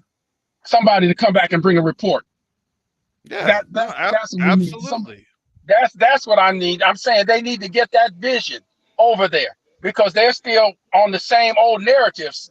And the thing is, well, those Africans don't like. I mean, I'm saying we can start to do it. I'm saying we're not the problem. We're not the problem, and we don't want to bathe in the past and do that or what was done to us. I'm saying, well, what do we do in the future? And what I'm saying is, I'm frustrated because the media tools I have in my hand, I'm not. It seems like I'm not equipped with the time or the energy or the expertise in a lot of things. But I'm getting a whole lot of stuff. I got the stuff to do stuff with. I just have to get. I have to get interaction with people. I'm not the best cyber person, but I need to get with the people in the community to do this. Pastor, Yeah, go go ahead. ahead. Pastor Ricky, there are young people in Africa. Have you ever heard of T3 and Me? I mean, though that whole family is out there putting in some, hella work out there. I mean, and then we have, you could network with other people, within the Black Street that go to Africa on a daily basis. I Okay, mean, then they need to be on the Diaspora News channel. That's going to be our new platform. yeah. Philip See, Scott, yeah. well, we're gonna try to do 6 region news. That's what we're building up towards. That's what I'm talking about. So Six region news. give us So give us time. We're trying to get that together again. It's not a one and done. It's not a one man show. Even Philip Scott with the African Diaspora News Channel, he has plenty of commentators. He has other channels. He actually has a staff. You see what I'm saying? So we have to be able to understand. It's going to be a little bit of time for us to get there. But the greatest thing about it is that when we actually show up and partner up with our people on the ground, there's a lot of things that's moving. Everything well, Brother Karras, has been moving. let me know about the techies. The techies we have, you guys are computer people.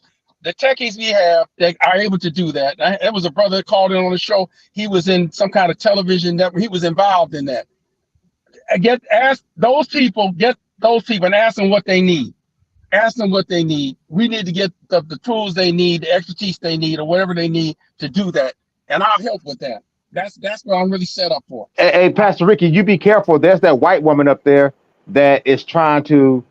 She call herself low key being nice or whatever. I can't stand her. I mean, she's one of those people that I can't be in the same space with because I don't know how I respond. But she's the one that's trying to tear down every Israelite FBA platform that's trying to get started if it's focused on improving us. And you know the woman's name if you're from up there. She's the one who believes in putting her hands on black kids' heads and cutting their dreads off and everything. And she's the whole cops and cupcakes lady. I can't stand that woman. Watch out for her. Well, we got a lot of them people in Chicago. I'm based out of Chicago, but hey, stand in line for that because there's a whole bunch of them up here. That's everywhere. Yeah. That is everywhere. You're in the land of your captivity. Diaspora prepper. We haven't heard from you, Diaspora prepper. How's all the wildfires up there? Well, there is. I mean, listen. I don't know what you guys consider young, but whenever I'm around my cousins, and I've tried to tell them that Africa's the future. Some of them get it, some of them don't. But the thing about it is, it's not going to be hard for them to change their mind when things really, really get bad. Because the one thing about it is, I mean, because I'm 34, so I understand that my generation is kind of hard-headed and think we know a lot of stuff because we have access to information. But there's just some things that I've had to live out that my parents, my uncles and aunts have told me that there's just a knowledge that you get from just living and experiencing life. So they'll be humbled if they don't want to listen, because there's no matter how much stuff you can look up on the internet, there's just some things that you can only learn from your elders. And I had to learn that the hard way. But I just came on to say what's up. I really don't have much to say. I mean, I see that the times are changing and Africa is calling our names. I mean, I don't have a lot of resources other than like my knowledge and love and trying to help build up our nation. And I feel like if I come with that attitude, everything else will just take care of itself, the finances, whatever, everything.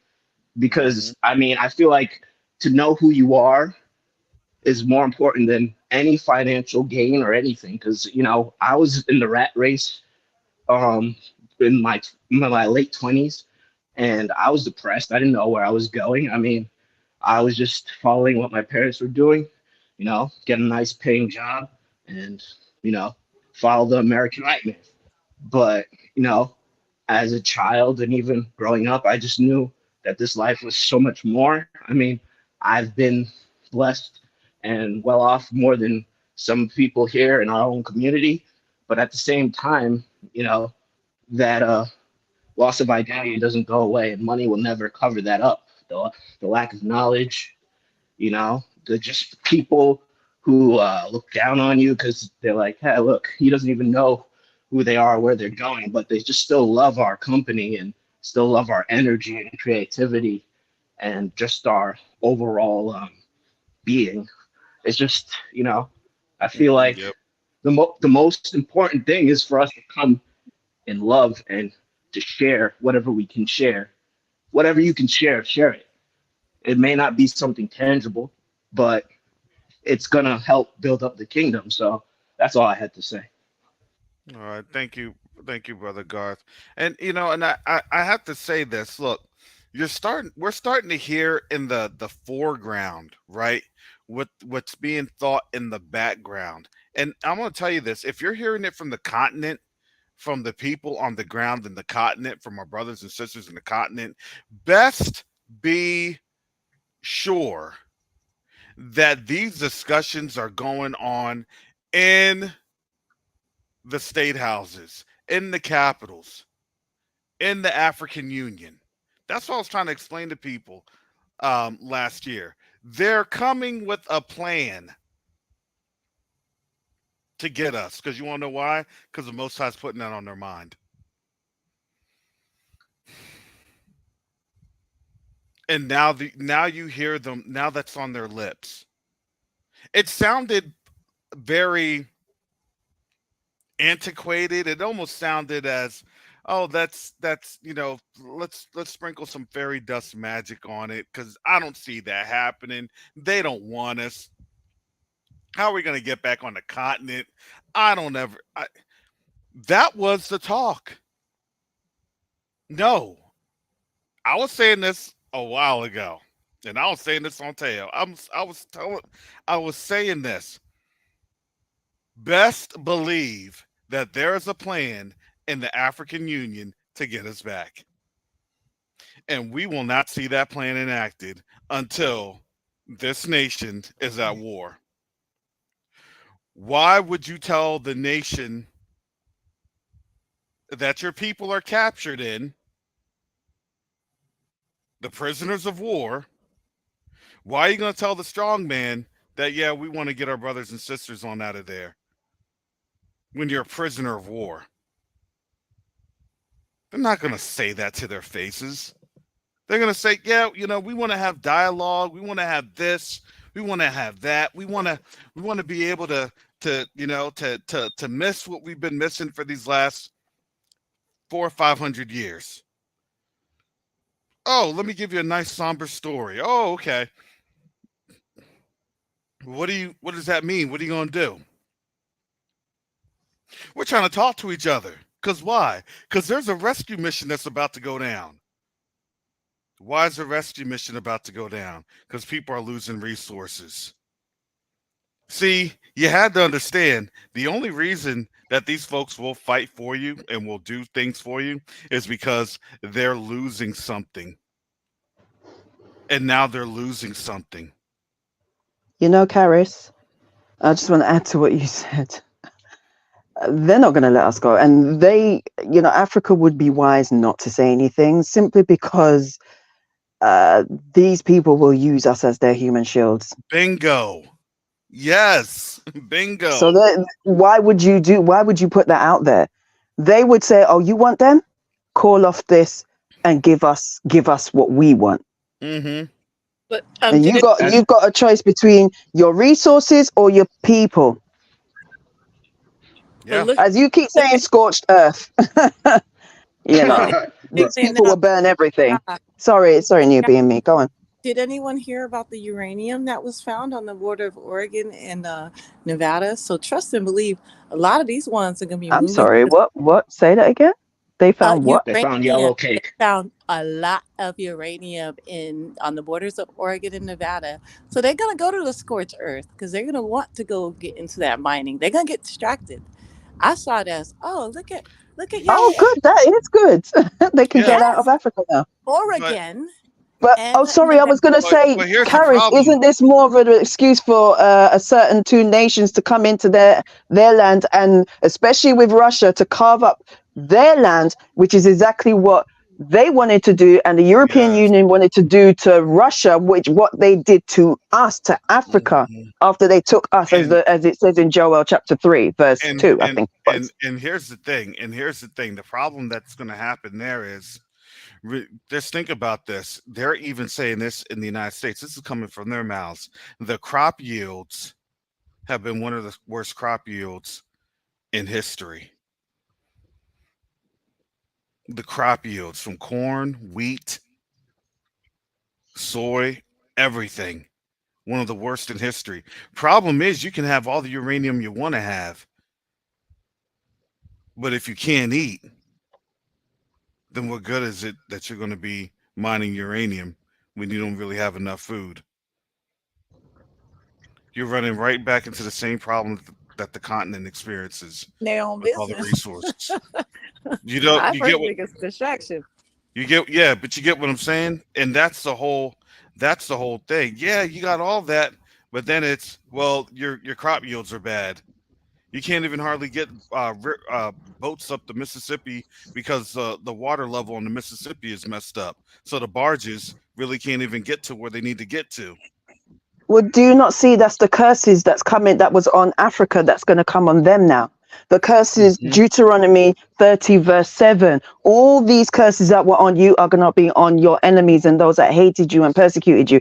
You see, you're talking about they're not going to have enough to eat. Do they have enough to eat in Africa right now?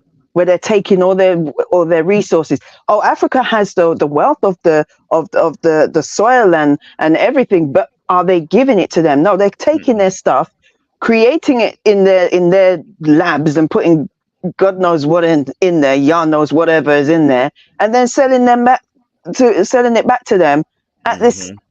you know. And So here's the it's thing, like it's they not don't care about discouraged. their own people. They've been hoarding this, actually. It's not discovered. They just told the public recently. So they've been Hmm. sitting on this for a minute. So they've actually been wanting to drain everybody else out, like greedy people, greedy people do. They've been sitting on it. Hmm. Well, that's the MO. But the problem is okay, you want to be greedy, and then guess what? That's signal to the rest of the nations.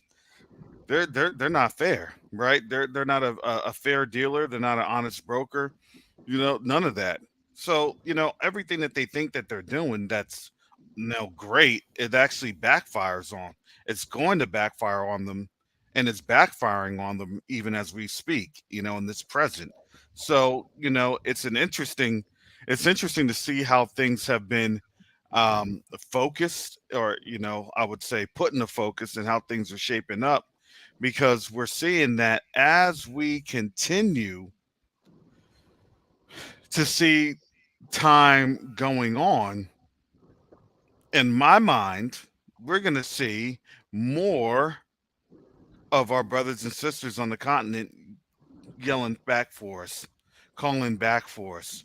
We're going to see probably more UN resolutions. What I think, we probably have had UN resolutions calling for our people to go back home. It's just that we haven't been paying attention to when those resolutions have been made or adopted, or all of that other good stuff, because we will only find out if somebody tells us, and usually somebody in their media, which is what Minister Rick was alluding to. We don't realize that we probably have had all of that through the African Union and everything else, because we really don't have things on the foreground that that keep us posted like this. We didn't even really understand all the human rights resolutions against the United States because of the treatment of us. We didn't understand just how many was already out there. Why the United States left the Human Rights Commission back in the Trump era. Because why? Because that means that there was a cost to that. There's a cost when you're trying to pledge for, human rights equity for black people when they don't even want to do anything for us to begin with. So, okay, well, if that's the way you want it, we're just going to leave the UN, or we're going to leave the Human Rights Commission, and that's exactly what they did. They said we're just going to take our ball and leave.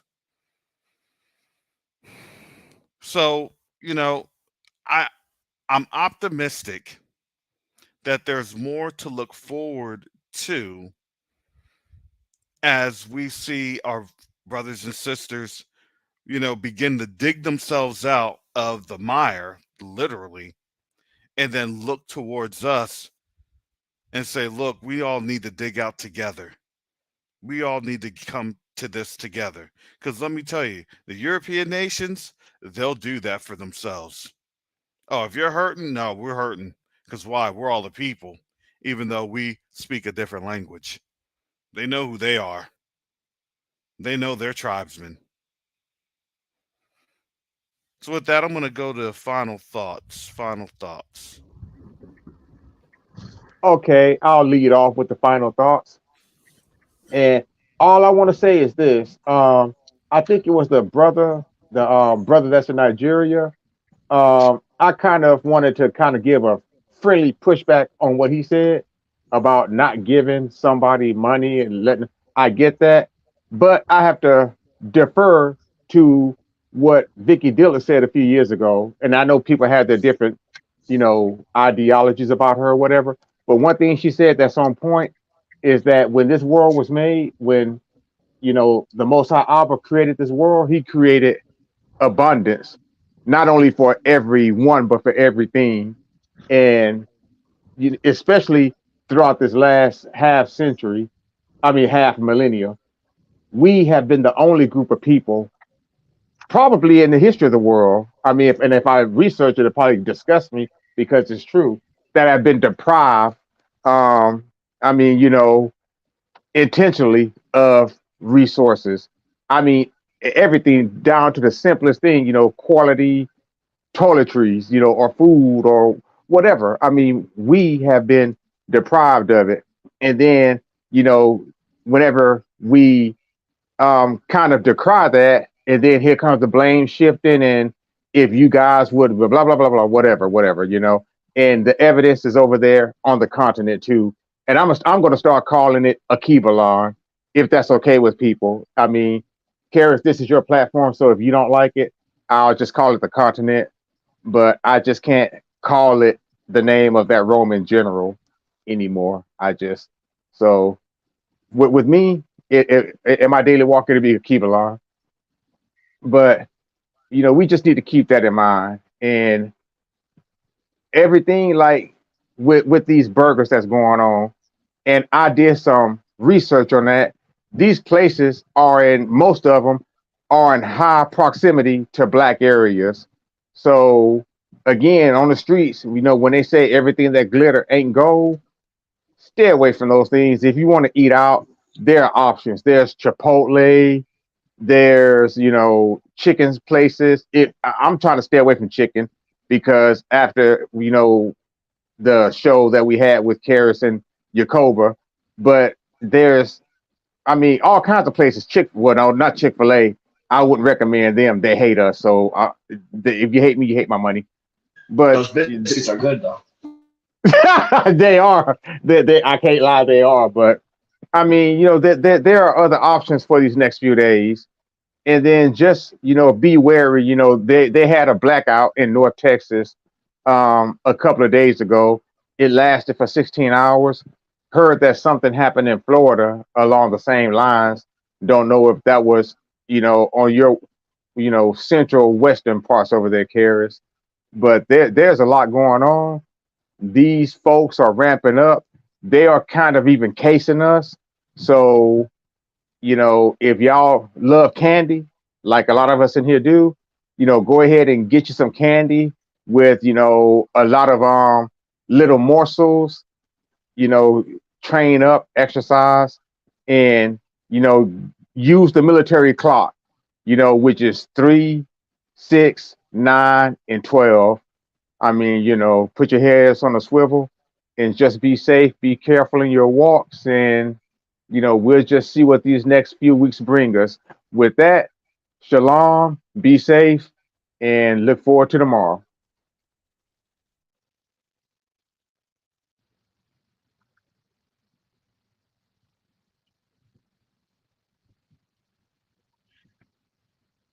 Hello? Hmm.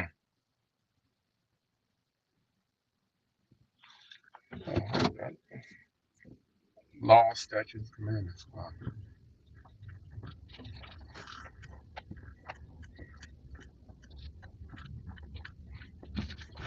Must have dropped out. Yeah, go ahead. Sorry. Final comments. Yes. All right. This is Rick.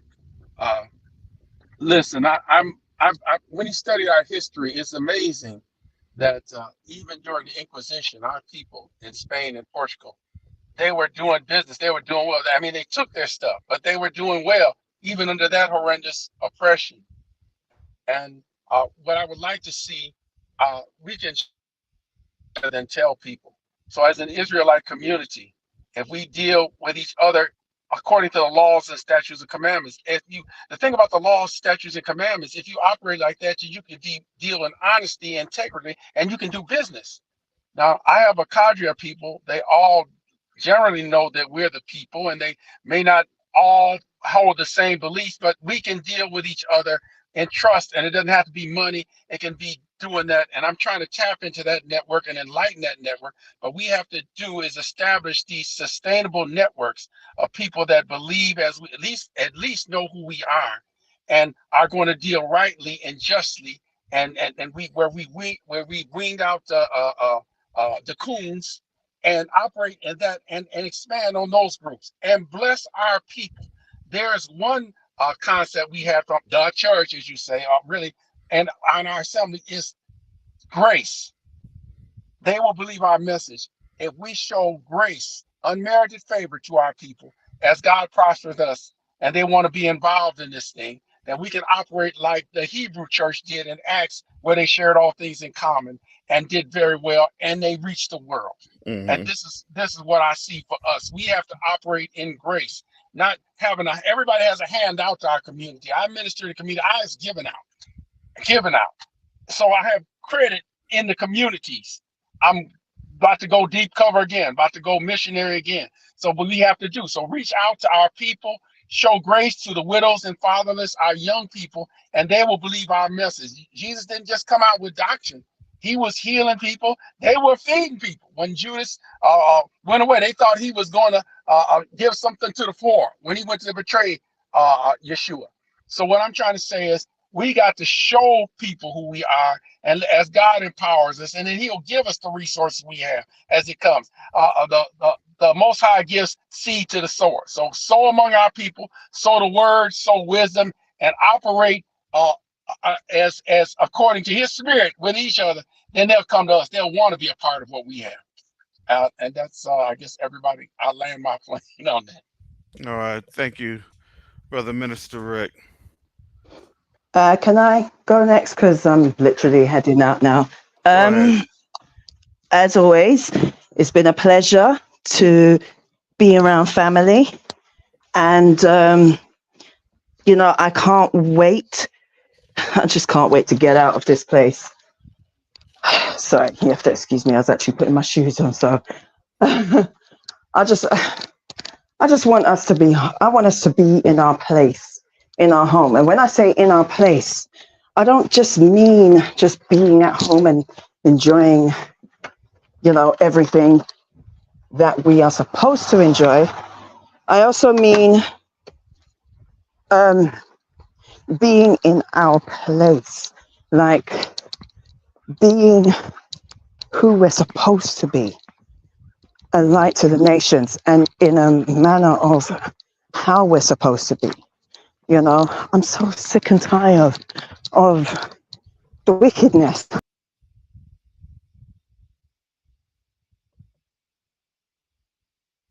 Oh, you in dropped this off. darkness. Can you hear me? Yes. All right, sorry. Let me make sure that give me a second. You can hear me still, yeah? Yes, we can. Okay.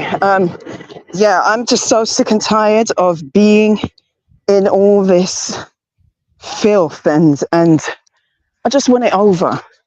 I'm tired of our children, whether we have children or not, they're ours. You know, they took that village mentality that we've always been talking about, and now everything we do, they copy and they always twist it. When I heard Biden turn and say that just because it's your child doesn't mean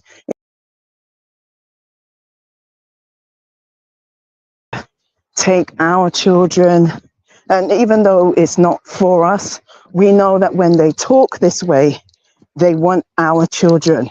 Mm-hmm. When I heard him say that, when they had their whatever at the White House, it was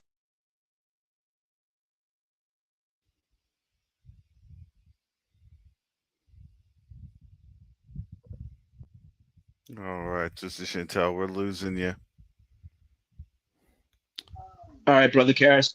Goodbye, everyone. Shalom. Um, get ready and prepared. The shizzy's about to hit the fizzy. Shalom. All right, Simone. Thank you. Diaspora Prepper. Brother Cetros. You know, I can go before Petros because I think he has such an important I'm thing. here. He's so, I think you asked for the continent and we came in. So do you mind if I Now go ahead, Sister Nubian, me thank and you, because Brother Cetros. I learned so much from Mr. Cetros. But and I'll just try to read this as quick as possible. The Shepherd of Hermas, there's a book, there's a thing about the tower and us building this church, the bride, this assembly, getting ready for Mashiach. So I'm just gonna read this as briefly as possible. And this is just for me and for anybody who hears us, for everyone who Well, let me. hears. I'm gonna have to stop you because I do actually have time constraints. I'm sorry Okay. about that. So Okay, well, if you can just just go ahead. everyone, there's a part that says, just now hear me and be at peace among Well, yourselves and have but regard to one here's the another. thing. Can you just put on in there the scripture and the verse in the Shepherd of Hermas? Yeah, Yeah. chapter 9, verses 17. All Just right. go chapter 9, chapter of Hermas. So that's a super important thing for us to just have love for one another, have mercy for one another, and help the ones that need the help, the weak, the poor, the hungry, because it will be a blessing for us. That's basically what it says. We have our weaknesses, but the Most High has given us simplicity, godlessness, and reverence for Him, and to help each other and help this kingdom build. So that's basically what it says in a nutshell. Shepherd of Hermas, chapter 9. I highly suggest everyone read it. All right. Thank you, Sister Nubian, me. All right, Brother Cetros. Okay. My parting word is just that the more we talk, let's remember our enemy, our adversaries are always advancing in action. So it's high time we started putting more effort into action than we do with words. So Mm-hmm. let's put more action in place, and our words will come out from our actions. Thank you so very much. All right. Thank you, Brother Cetros Peter. I appreciate it. Thank you, sir. All righty. Well, family, this is a blessing because we had some perspectives from our brothers and sister on the continent, our brother on the continent. brother the Cetroses. But we're seeing a shift. This is a shift. This is a new dynamic taking place. It's not necessarily new. It's actually something that is another iteration, but it's already been declared, and it was declared by our Heavenly Father, Yahuwah. We're now just seeing that declaration springing forth and bringing forth. That's the blessing that we have. That is a blessing. That's an awesome thing to see. It's an awesome thing to witness. And don't cut these days. Don't take them for granted.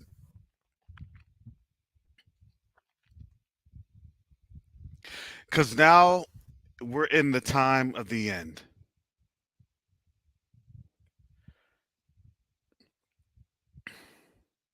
Many can argue the time of the end. I look at it like this. Me personally speaking, this is the time of the end of our captivity. And this is what they're afraid of. It's the time of the end of their rule, the Gentile rule. And that's what they're afraid of. So many things for them to fear, so many things for us to rejoice about, because it's to rejoice over what our Heavenly Father has declared. They can take it, they can leave it, they can get mad, they can do whatever they want. But I'm going to give the Most High praise, and I'm going to give him glory, and I'm going to give him honor. And I'm going to say thank you. On September 25th, this Monday coming up, we're going to have the Day of Atonement event, our prayer event. It's going to be at 8 p.m. Eastern Standard Time. It'll be hosted on Quest Unite Africa. Please join us as we ask the Most High to forgive us. We're covered under the blood of Yahushua Mashiach. But as a people, we have to turn back and understand why we were in the predicament that we're in, and give up a shout to praise him, to glorify him, but also to atone. I don't know about you, but I want to be as clean as I can getting out of captivity.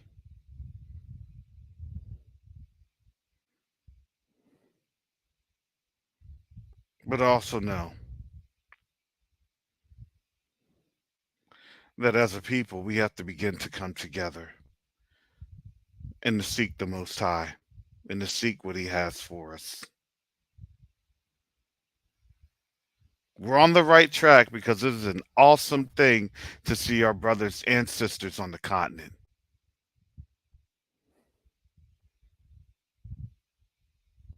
They're recognizing who they are. They're seeing who they are. And now they're beginning to walk in their authority. Hallelujah.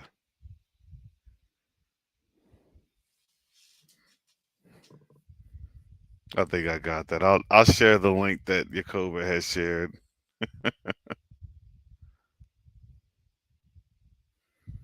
Give me a second. I'll put that on in there.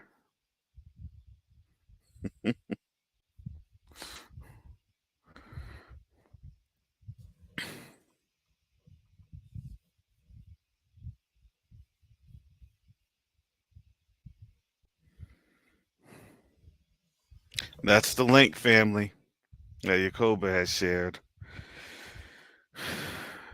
I'm not gonna play it because I'll probably get hit with a bunch of stuff. And that's coming from them. So everybody, just walk with me. Just walk with me. That's coming. that's the that's the Men in Black walk. Y'all remember that? You do the Men in Black walk. You do your clap. So just slide with me. Just slide with me.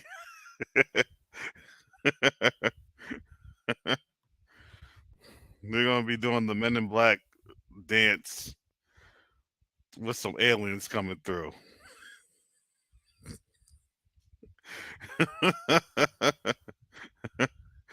Ready, set, let's go. Fallen Angels, go. Oh my goodness, I don't even want to remix that. That's the aliens. That's the aliens. Here comes the alien to black. Oh no. Getting extraterrestrial with it. No, no, no, no, no, no, no.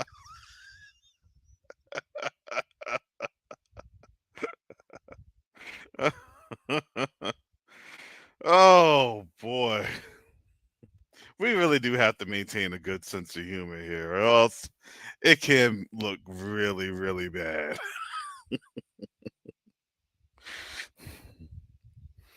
But the great thing is that the Most High's on his throne, and guess what? He's leading us out like a flock of sheep.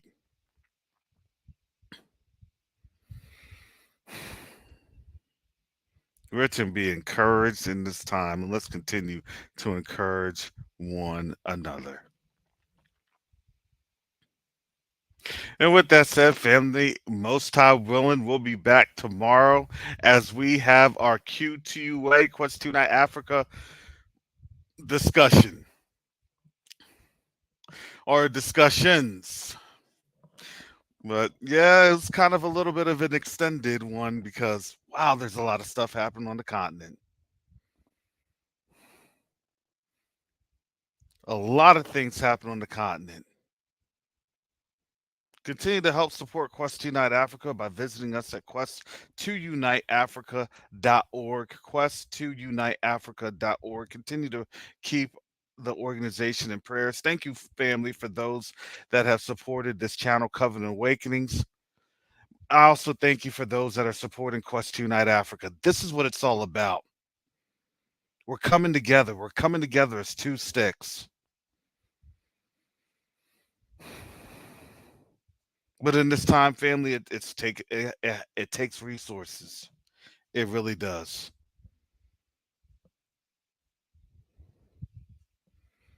So I gotta actually get up on out of here. That's why I had to limit the time because I gotta make a few phone calls with some folks on the continent.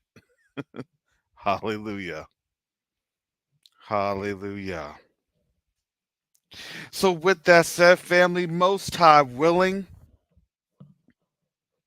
we'll be back tomorrow. Quest Unite Africa discussions. So with that said, family, shalom, salama, siemi, shalom. Peace and blessings. Yasharel.